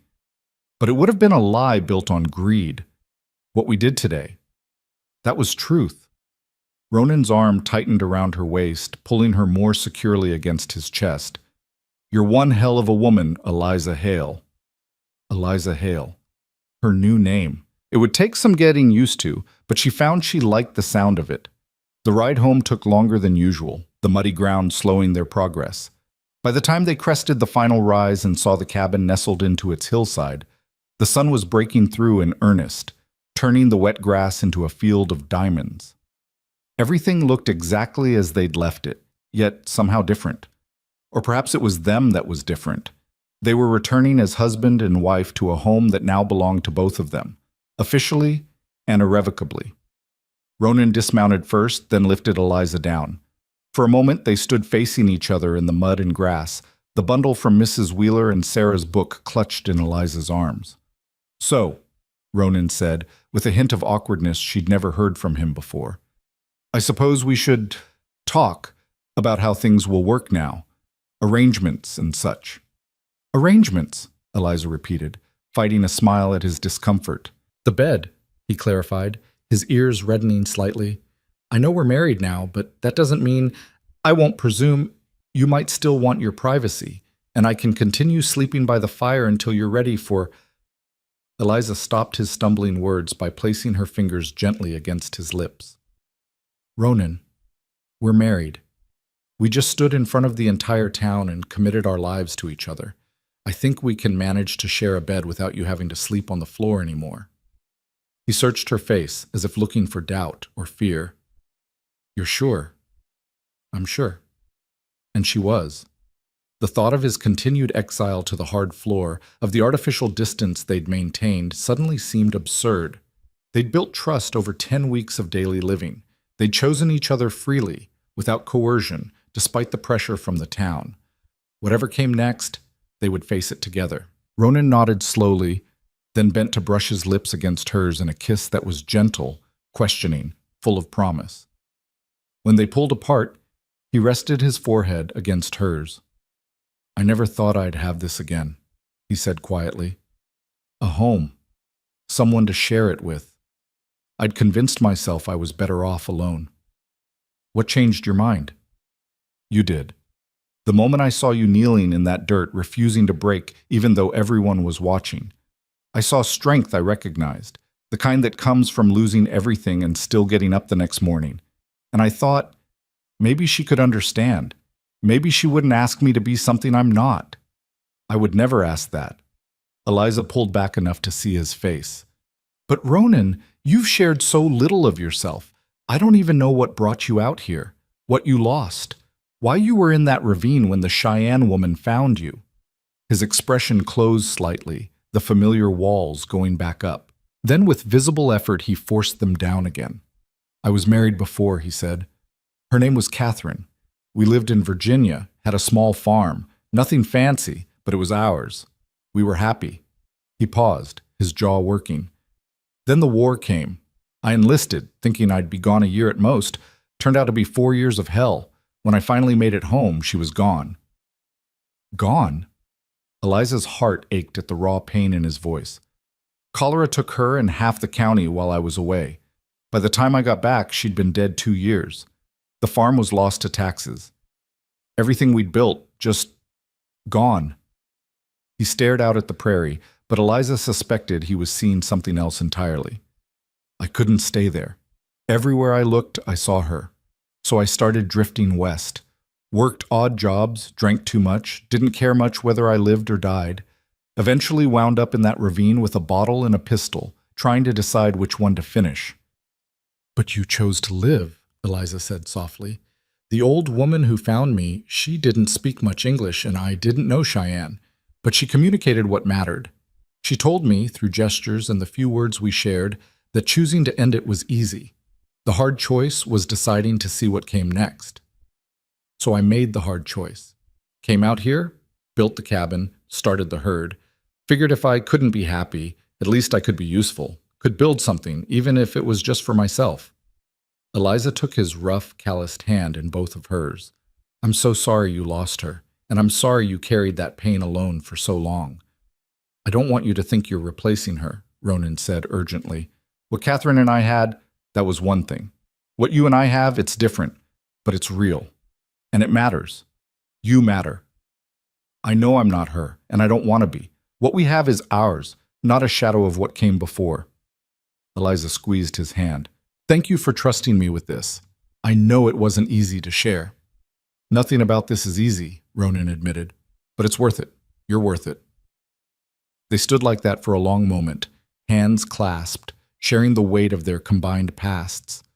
Then Ronan cleared his throat and gestured toward the cabin. We should get inside, check that everything survived the storm, and I should tend to Shadow. He's earned his rest after that ride. The cabin was cold but intact. While Ronan took care of the horse and checked on the other animals, Eliza built up the fire and began preparing food. Mrs. Wheeler's preserves and bread became the centerpiece of an impromptu wedding feast, supplemented with cheese from the cold storage and the last of the autumn apples. When Ronan returned, he found the cabin transformed. Eliza had lit every lamp, making the space glow warmly. She'd set the table with their simple dishes, but she'd added wildflowers in a jar, the last hardy blooms that had survived the storm.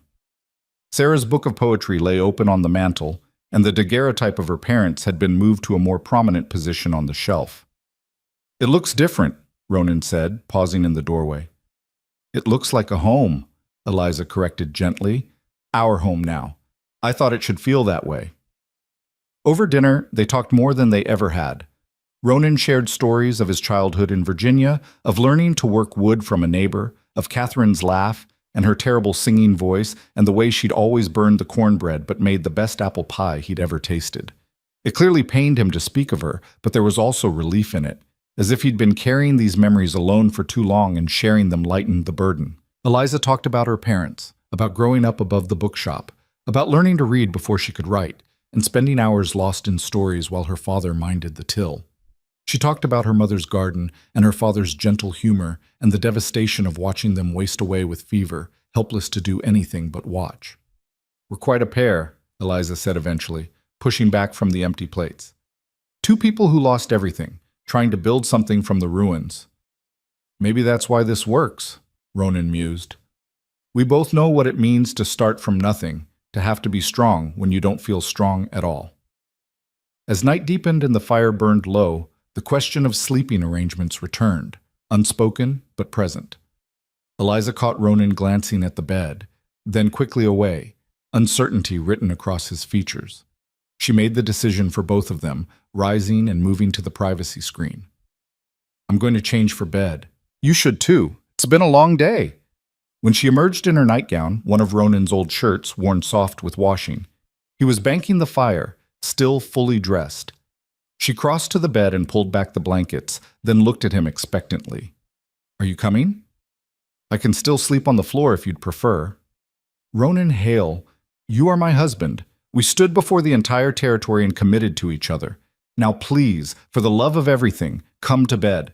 I'm exhausted, and I'm not going to sleep comfortably knowing you're on that hard floor out of some misguided sense of propriety." A slow smile spread across his face, the first real, unguarded smile she'd seen from him. "Yes, ma'am." He changed quickly behind the screen, then approached the bed with endearing awkwardness. They settled under the blankets with careful space between them, both staring up at the ceiling. "This is strange," Eliza said after a moment. "Very strange," Ronan agreed. "But not bad strange." "No, not bad." He turned his head to look at her. "Eliza?" "Yes?" "I'm glad it was you. That day at the depot. I'm glad you were the one who stepped off that train. I'm glad you said yes today. I'm just glad." Eliza rolled onto her side to face him fully. "So am I. More than I can say." They lay like that, facing each other in the flickering firelight, until gradually the space between them diminished. Ronan's arm came around her, drawing her against his chest. Eliza relaxed into his warmth, her head tucked beneath his chin, listening to the steady rhythm of his heartbeat. "Good night, husband," she whispered. "Good night, wife." His voice rumbled through his chest, and she felt his lips brush against her hair. "Sleep well." And she did, more peacefully than she had in years, held safe in the arms of a man who had saved her without knowing he was also saving himself. The next morning dawned clear and cold. The storm completely passed. Eliza woke to find herself wrapped around Ronan like a vine, one leg thrown over his, her face pressed against his shoulder. For a moment she froze, embarrassed, but then felt his hand moving in slow, gentle circles on her back. "You awake?" he asked quietly. She didn't move, not ready to give up the warmth and comfort of his embrace. "We should probably get up. Chores to do." 5 more minutes." She felt his chest shake with silent laughter. 5 more minutes, he agreed. They lay there as the sun climbed higher, neither wanting to break the spell of this first morning as husband and wife. Finally, necessity drove them from the bed, but they moved through their morning routine with new ease, bumping into each other in the small space and laughing instead of apologizing. Over breakfast, Ronan said, "We should probably go back to town in a few days. Show our faces, let people see we're settled and proper and not worth gossiping about anymore." "Do we have to?" "Might help. Besides, we need supplies anyway, and—" he hesitated. "I was thinking maybe we should have people out here sometimes. For dinner, maybe. Make connections instead of hiding away." Eliza looked at him in surprise. You'd be willing to do that? Have people invade your sanctuary? It's not just my sanctuary anymore. It's ours. And maybe it's time I stopped hiding from the world. You taught me that, by refusing to hide even when it would have been easier. We could start small, Eliza suggested. Maybe invite Sheriff Garrett and Mrs. Wheeler. They were kind to us. And that young teacher, Sarah, she stood up for you when she didn't have to. Sarah, yes, Eliza smiled. Look at us, planning social occasions. What would your hermit self of 3 months ago think? He'd think he'd lost his mind. Ronan reached across the table to take her hand. And he'd be right. But it's the best kind of madness. The days that followed settled into a new rhythm. They worked together during the day, Ronan teaching Eliza the intricacies of ranching while she taught him that a cabin could be more than just shelter. It could be a home. At night, they'd read aloud to each other from books, or talk by the fire, or simply sit in comfortable silence. And when they went to bed, there was no more awkwardness, no more careful space maintained. They came together naturally, learning each other slowly, building intimacy at their own pace without pressure or expectation. True to his word, Ronan began opening their home to others. First came Sheriff Garrett and Mrs. Wheeler for Sunday dinner, an occasion that resulted in much laughter and good food. Then Sarah Mitchell, who brought more books and stayed late talking literature with Eliza while Ronan whittled by the fire. Even Marcus Webb and his wife came calling, bearing gifts and olive branches. The town's attitude began to shift. People who had condemned them now spoke of the romantic story of their marriage. Eleanor Pritchard remained frosty, but her power to influence opinion had waned. And Caldwell Briggs, after one attempt to make a snide comment in Ronan's presence, had been on the receiving end of such a cold stare that he'd never tried again. As October gave way to November and the first snows began to dust the prairie, Eliza found herself standing on the porch one evening, wrapped in a shawl, watching the sunset paint the sky in shades of amber and rose. Ronan came up behind her, wrapping his arms around her waist and pulling her back against his chest. "Happy?" he asked simply. Eliza leaned into him, covering his arms with her own. "Happier than I ever thought I'd be again." "You?" "Same." He rested his chin on top of her head. I've been thinking." "Dangerous occupation," he huffed a laugh. "About spring and that garden you wanted to plant. I was thinking we could expand it. Make it bigger, like your mother's garden, with flowers and vegetables mixed together." "Really? You'd do that?" "We do it together. And maybe," he paused, "maybe we could think about expanding in other ways too. The cabin's big enough, but we could add a room if we needed. For the future." Eliza turned in his arms to face him, understanding his meaning. "For the future," she agreed softly, then smiled. "One step at a time, though. Let's survive our first winter together first." "Wise woman." He kissed her forehead.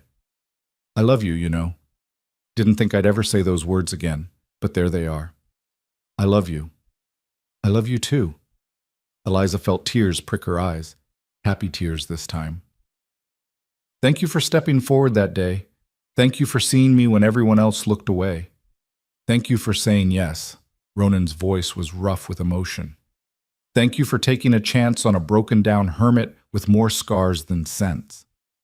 We're all broken in some way. The trick is finding someone whose pieces fit with yours."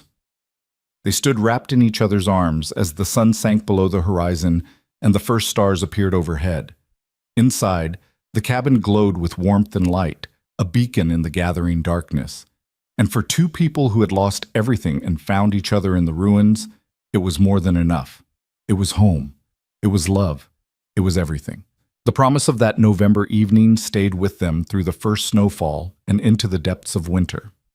As December arrived with bitter winds and temperatures that plunged below zero, Eliza discovered what Ronan had meant when he'd talked about being snowed in for weeks at a stretch. The first major storm hit just before Christmas, dumping 3 feet of snow across the prairie in a single night. Eliza woke to an eerie silence, the kind that comes when the world is buried beneath a thick blanket of white. When she peered out the window, she could barely make out the barn through the swirling snow. "We're not going anywhere for a while," Ronan said, coming up behind her with 2 cups of coffee. "Could be days before this clears enough to check the far pastures." But instead of feeling trapped, Eliza found she relished these storm-bound days. They worked together to keep the animals fed and watered, fighting through drifts to reach the barn and back. Then they'd retreat to the warmth of the cabin, shaking snow from their clothes and thawing frozen fingers by the fire. During those long winter days and longer nights, they truly became a married couple in every sense. They learned each other's habits and rhythms, discovered what made the other laugh or fall silent with emotion. Ronan taught Eliza to play chess using pieces he'd carved himself years ago, and she read to him from Sarah's book of poetry while he worked on various projects. A new chair he was building, a cabinet for her growing collection of preserves. One evening in late December, as wind howled around the cabin and snow pelted the windows, Eliza sat by the fire mending one of Ronan's shirts. He was at the table, working on something he'd been keeping carefully hidden from her view. "What are you making over there?" she asked, trying to peer around his broad shoulders. "You'll see on Christmas morning, no peeking." "We're celebrating Christmas?" She hadn't been sure they would, given how isolated they were. "Of course we are. It's your first Christmas as Mrs. Hale. That seems worth celebrating." He glanced back at her, his eyes warm. "Besides, I've got something for you. Been working on it since before we were married." "Ronan, you didn't have to." "I wanted to." He returned his attention to his work. "Now stop trying to look, and let me finish." Christmas morning dawned clear and bitterly cold, the sun glinting off snow that stretched pristine and white as far as the eye could see. Eliza woke to find Ronan already up, the fire built high, and the cabin warm. He'd made coffee and something that smelled suspiciously like cinnamon. "What have you done?" she asked, sitting up and pushing hair out of her face. "Come see." There was boyish excitement in his voice that made her smile. She wrapped a blanket around her shoulders and padded over to the table, where she found he'd attempted to make some kind of sweet bread, studded with the dried apples and raisins from their stores. It was slightly lopsided and probably not what any professional baker would call successful, but the gesture touched her deeply. "You baked," she said softly. "Tried to. Not sure it's edible, but I wanted to make you something special." He rubbed the back of his neck, suddenly self-conscious. "My mother used to make something like this every Christmas.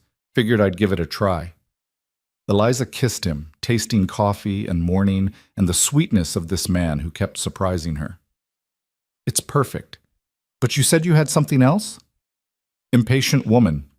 But he was grinning as he went to his workbench and retrieved a wooden box, beautifully crafted with intricate joinery. "Merry Christmas, Eliza." She took the box with trembling hands, running her fingers over the smooth wood. When she opened it, her breath caught. Inside, nestled on a bed of soft cloth, was a hand-carved picture frame. But it wasn't just any frame. Ronan had carved intricate flowers all around the border, each petal and leaf rendered with exquisite detail. "For your parents' daguerreotype," he said quietly. "I know the old frame was damaged. Thought they deserved something better." Eliza couldn't speak past the lump in her throat. She carefully lifted the frame, marveling at the craftsmanship, at the hours he must have spent on this while she slept or worked elsewhere. The flowers, she realized, were like the ones her mother used to grow, roses and lilies and daisies all intertwined. "How did you know?" she finally managed. "You described her garden once. I remembered." He shifted his weight, watching her anxiously. "Do you like it?"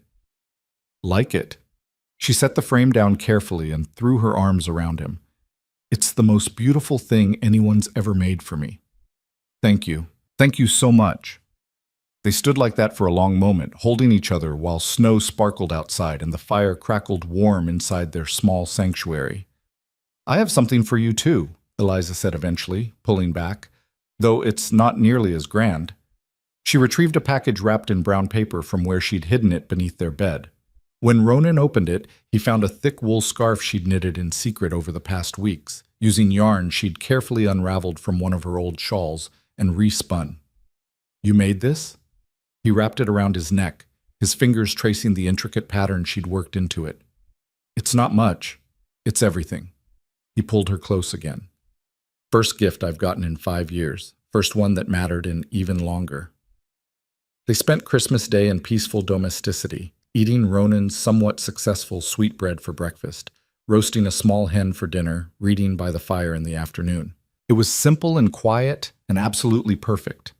As winter deepened and January gave way to February, life in the cabin took on a kind of timeless quality. The outside world seemed very far away, reduced to nothing but endless snow and howling wind. Their universe contracted to the warm space between the cabin's walls, to the work of keeping themselves and their animals alive, to the quiet companionship they'd built. But it wasn't always easy. There were hard days when they got on each other's nerves, when the close quarters felt suffocating, when old grief or old habits surfaced unexpectedly. Eliza had moments when she missed her old life. Not the poverty or the loss, but the civilization of it. The bookshops and concerts and conversations with educated people. Ronan had days when he withdrew into himself, haunted by memories of Catherine or the war, and no amount of gentle questioning could draw him out. They had their first real fight in early February over something trivial, whose turn it was to fetch water from the well during a blizzard. It escalated quickly, old wounds and new fears bubbling to the surface until they were both shouting things they didn't mean. "Maybe I should have stayed in town," Eliza said in the heat of the moment. Maybe this was all a mistake. The words hung in the air between them, sharp and cutting. Ronan's face went white, then hard as stone. "Maybe it was," he said coldly. "Maybe you'd be happier with someone like Caldwell Briggs after all. At least he had money and status." "That's not what I meant." "Isn't it?" He grabbed his coat. "I'm going to check the north pasture. Don't wait up." He was gone before she could respond, slamming out into the storm. Eliza stood frozen in the sudden silence, horror washing over her as she realized what she'd said, how she'd hurt him. She paced the cabin for an hour, then two, anxiety mounting as the storm intensified. What if he got lost in the whiteout? What if he was hurt? What if he'd decided she was right, and this was all a mistake? When he finally returned, nearly frozen, his beard crusted with ice, she was waiting by the door.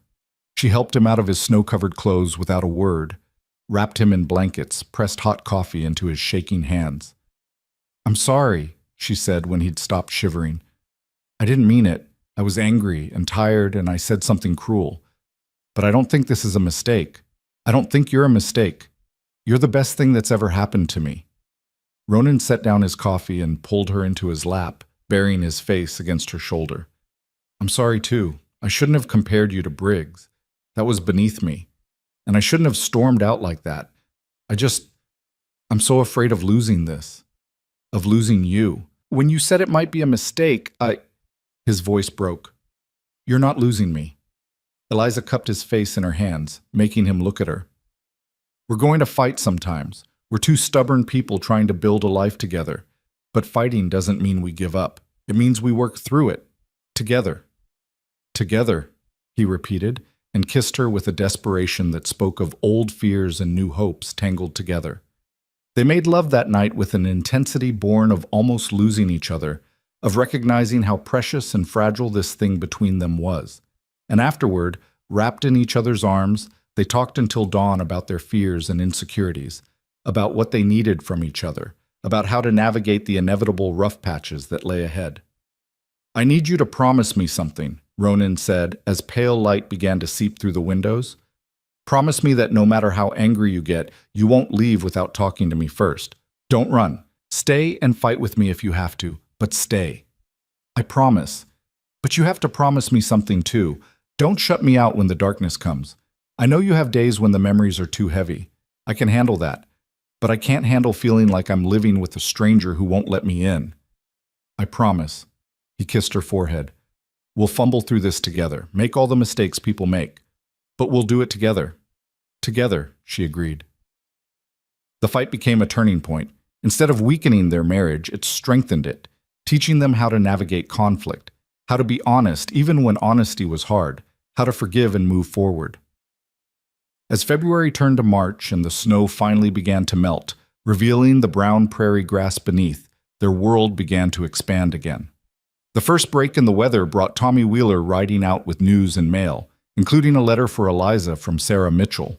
The young teacher wrote about winter in town, about the new books that had arrived at the general store, about her hope to visit once the roads were passable. But the real news was in the postscript. Eleanor Pritchard had taken ill and was rumored to be stepping down from the town council, her influence finally waning.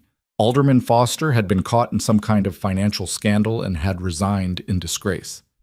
The town, Sarah wrote, was changing, becoming slightly more tolerant and open-minded. "Seems like we're not the scandal anymore," Eliza observed, reading the letter aloud to Ronan. Thank heavens for small mercies. He was working on the expanded garden plot they'd planned, turning over earth that had thawed enough to work. "Though I can't say I'm sorry to hear Pritchard stepping down. That woman had too much power and too little compassion. Still, I suppose we should make an appearance in town soon. Show we're still upstanding citizens and all that. Let's wait for the roads to fully clear. No rush to subject ourselves to town gossip just yet." But when they did finally make the trip to Millerton in early April, they found a warmer reception than either had expected. Mrs. Wheeler greeted them with genuine affection and insisted they stay for lunch. Marcus Webb was almost obsequious in his helpfulness at the general store. And when they encountered Sheriff Garrett on the street, he tipped his hat with a smile. "Good to see you both. Town's been quiet without the excitement you two generated. Marriage treating you well?" "Very well, thank you," Eliza said, her hand tucked through Ronan's arm. "Glad to hear it. You know, Mrs. Hale, Sarah Mitchell's been asking after you, says she has a proposition for you." They found Sarah at the schoolhouse, preparing for the next day's lessons. Her face lit up when she saw them. "Eliza, Mr. Hale, I'm so glad you came to town. I've been hoping to talk to you." She invited them to sit at the students' desks, looking slightly embarrassed at the informal setting. "I wanted to ask, well, to propose something, really. I'm teaching reading and writing to the children, but we have several adults in town who never learned properly. Mrs. Wheeler, for instance, and some of the ranch hands. I wondered if you might be willing to help me start evening classes for adults." Eliza blinked in surprise. "Me? Teach? You studied literature, you speak multiple languages, and you have a way of explaining things that makes them accessible. I've seen it in our conversations." Sarah leaned forward eagerly. "It wouldn't be every night, maybe twice a week? We could hold classes here at the schoolhouse. I'd pay you what I can for my salary." "No," Eliza held up a hand. "If I do this, it won't be for money.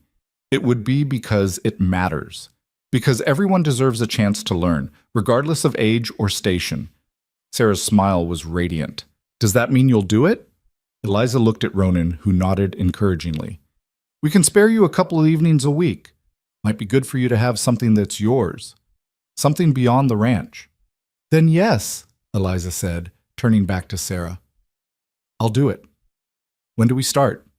They began the adult reading program in May, and to everyone's surprise, it was an immediate success. 15 adults showed up for the first class. Ranch hands and shopkeepers, widows and young mothers, all hungry for knowledge they'd been denied. Eliza discovered she loved teaching, loved seeing the moment when something clicked in a student's mind, when letters became words and words became meaning. Ronan would ride to town with her twice a week, spending the class time at the general store or the saloon, talking with other ranchers about cattle prices and weather patterns, slowly integrating himself back into the community he'd isolated himself from for so long. "Look at us," Eliza said one evening as they rode home under a sky full of stars, becoming respectable members of society. "Downright civilized," Ronan agreed with mock horror. "What would my hermit self think? He'd think he's gotten soft, and he'd be right." She leaned back against him. "But it's a good kind of soft, the kind that comes from being happy." As spring deepened into summer, their garden flourished. The expanded plot that Ronan had prepared became a riot of color and growth, vegetables mixing with flowers just as Eliza's mother had done, creating beauty and function in equal measure. They spent long evenings working the soil together, talking about everything and nothing, building the kind of comfortable intimacy that comes from shared labor and shared dreams. In June, Eliza realized she was pregnant. She'd suspected for a few weeks, but hadn't been certain until one morning when the smell of coffee, which she'd always loved, suddenly made her violently ill. Ronan found her behind the cabin, pale and shaking, and immediately began to panic. "We need to get you to town, to a doctor. You're sick. You need—" "I'm not sick." Eliza managed a weak smile. "Or rather I am, but it's the good kind of sick. Ronan, I'm going to have a baby." He went completely still, his face cycling through shock, disbelief, and finally, overwhelming joy. A baby? You're sure? As sure as I can be without seeing a doctor, but all the signs are there. She placed his hand on her still flat stomach. We're going to be parents. Ronan dropped to his knees in front of her, pressing his forehead against her belly, his shoulders shaking. When he looked up, there were tears streaming down his face. I never thought, after Catherine died, I never imagined I'd have this chance again. A child, a family. His voice broke. Thank you. Thank you for giving me this. We're giving it to each other, Eliza said, running her fingers through his hair. This is ours, our future, our hope. They rode to town the next day to see the doctor, who confirmed what Eliza already knew. The baby would come in late winter or early spring, around February if his calculations were correct. Ronan immediately began planning, talking about adding that extra room to the cabin, about building a cradle, about all the things they'd need. Word spread quickly, as it always did in small towns. But this time the gossip was kind.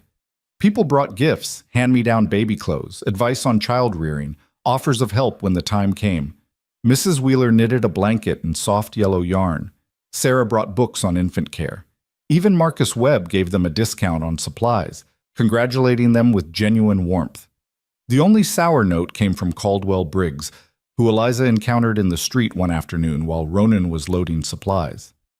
Well, well, Caldwell said, his eyes dropping to her slightly rounded belly. Looks like the mountain man succeeded where I would have failed. Congratulations on your condition. Thank you, Eliza said coolly, refusing to be baited. Must be quite a come-down, though, from what you might have had with me to a homesteader's cabin and a life of drudgery, he smirked. But I suppose you've made your bed, quite literally.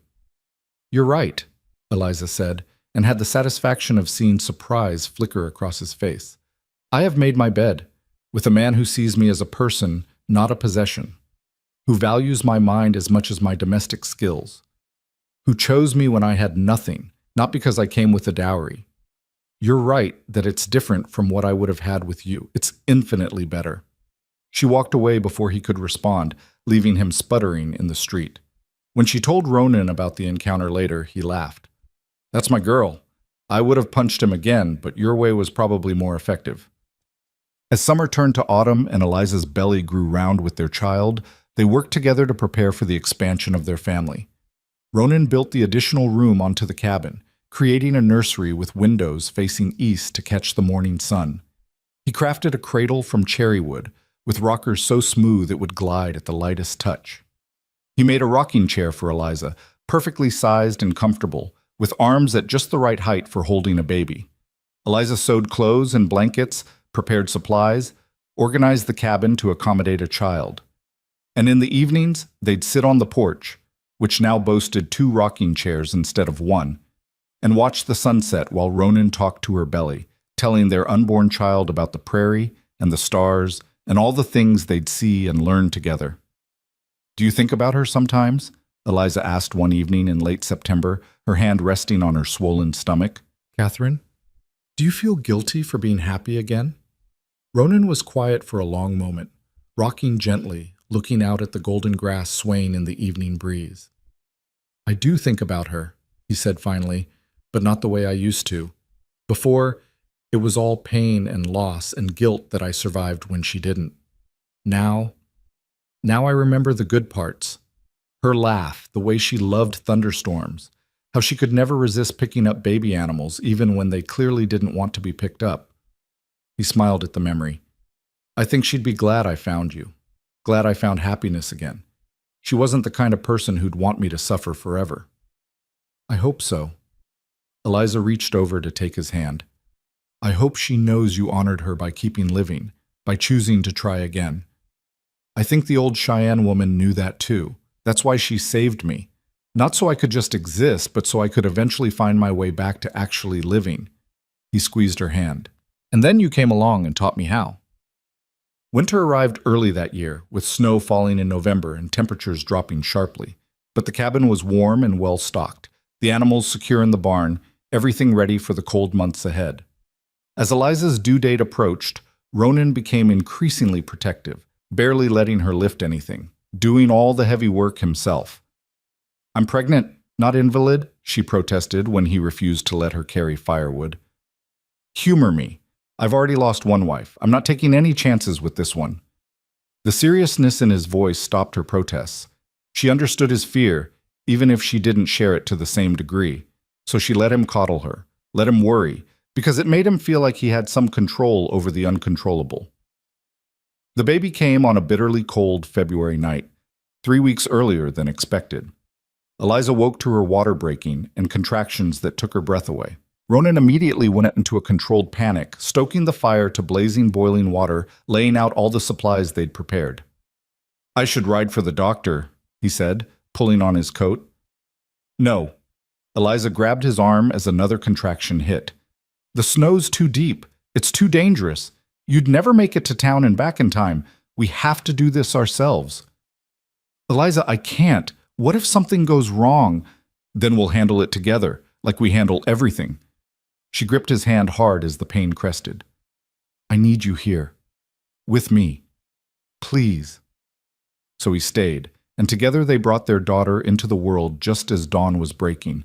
It was messy and terrifying and painful, and the most incredible thing either of them had ever experienced. When the baby's first cry split the air, Ronan laughed and sobbed at the same time, cutting the cord with shaking hands and wrapping their daughter in the blanket Mrs. Wheeler had made. "She's perfect," he whispered, placing the baby in Eliza's arms. "You're both perfect." Eliza looked down at her daughter's tiny, scrunched face, at the dark hair plastered to her small head, at the impossibly tiny fingers that immediately gripped Eliza's thumb with surprising strength. Love flooded through her so intense it was almost painful. "Hello, little one," she murmured. "Welcome to the world. We've been waiting for you." They named her Catherine Rose. Catherine for the wife Ronan had lost. Rose for the flowers in Eliza's mother's garden. It felt right to honor both their pasts while building their future. The first weeks with the newborn were exhausting and overwhelming and magical. They took turns walking the floor when Catherine cried in the night. They marveled over every tiny yawn and stretch. They discovered that neither of them had any idea what they were doing, and somehow that made it easier.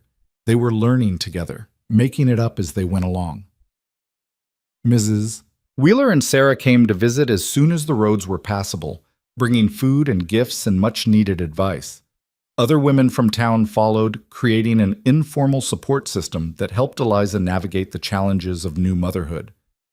"Who would have thought," Eliza said one afternoon, nursing Catherine while Mrs. Wheeler showed her a different way to hold the baby, "that the town that condemned me would become a community that supports me?"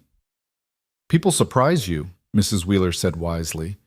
"Once they got past their prejudices and actually saw you as a person, not a scandal, their better natures came through.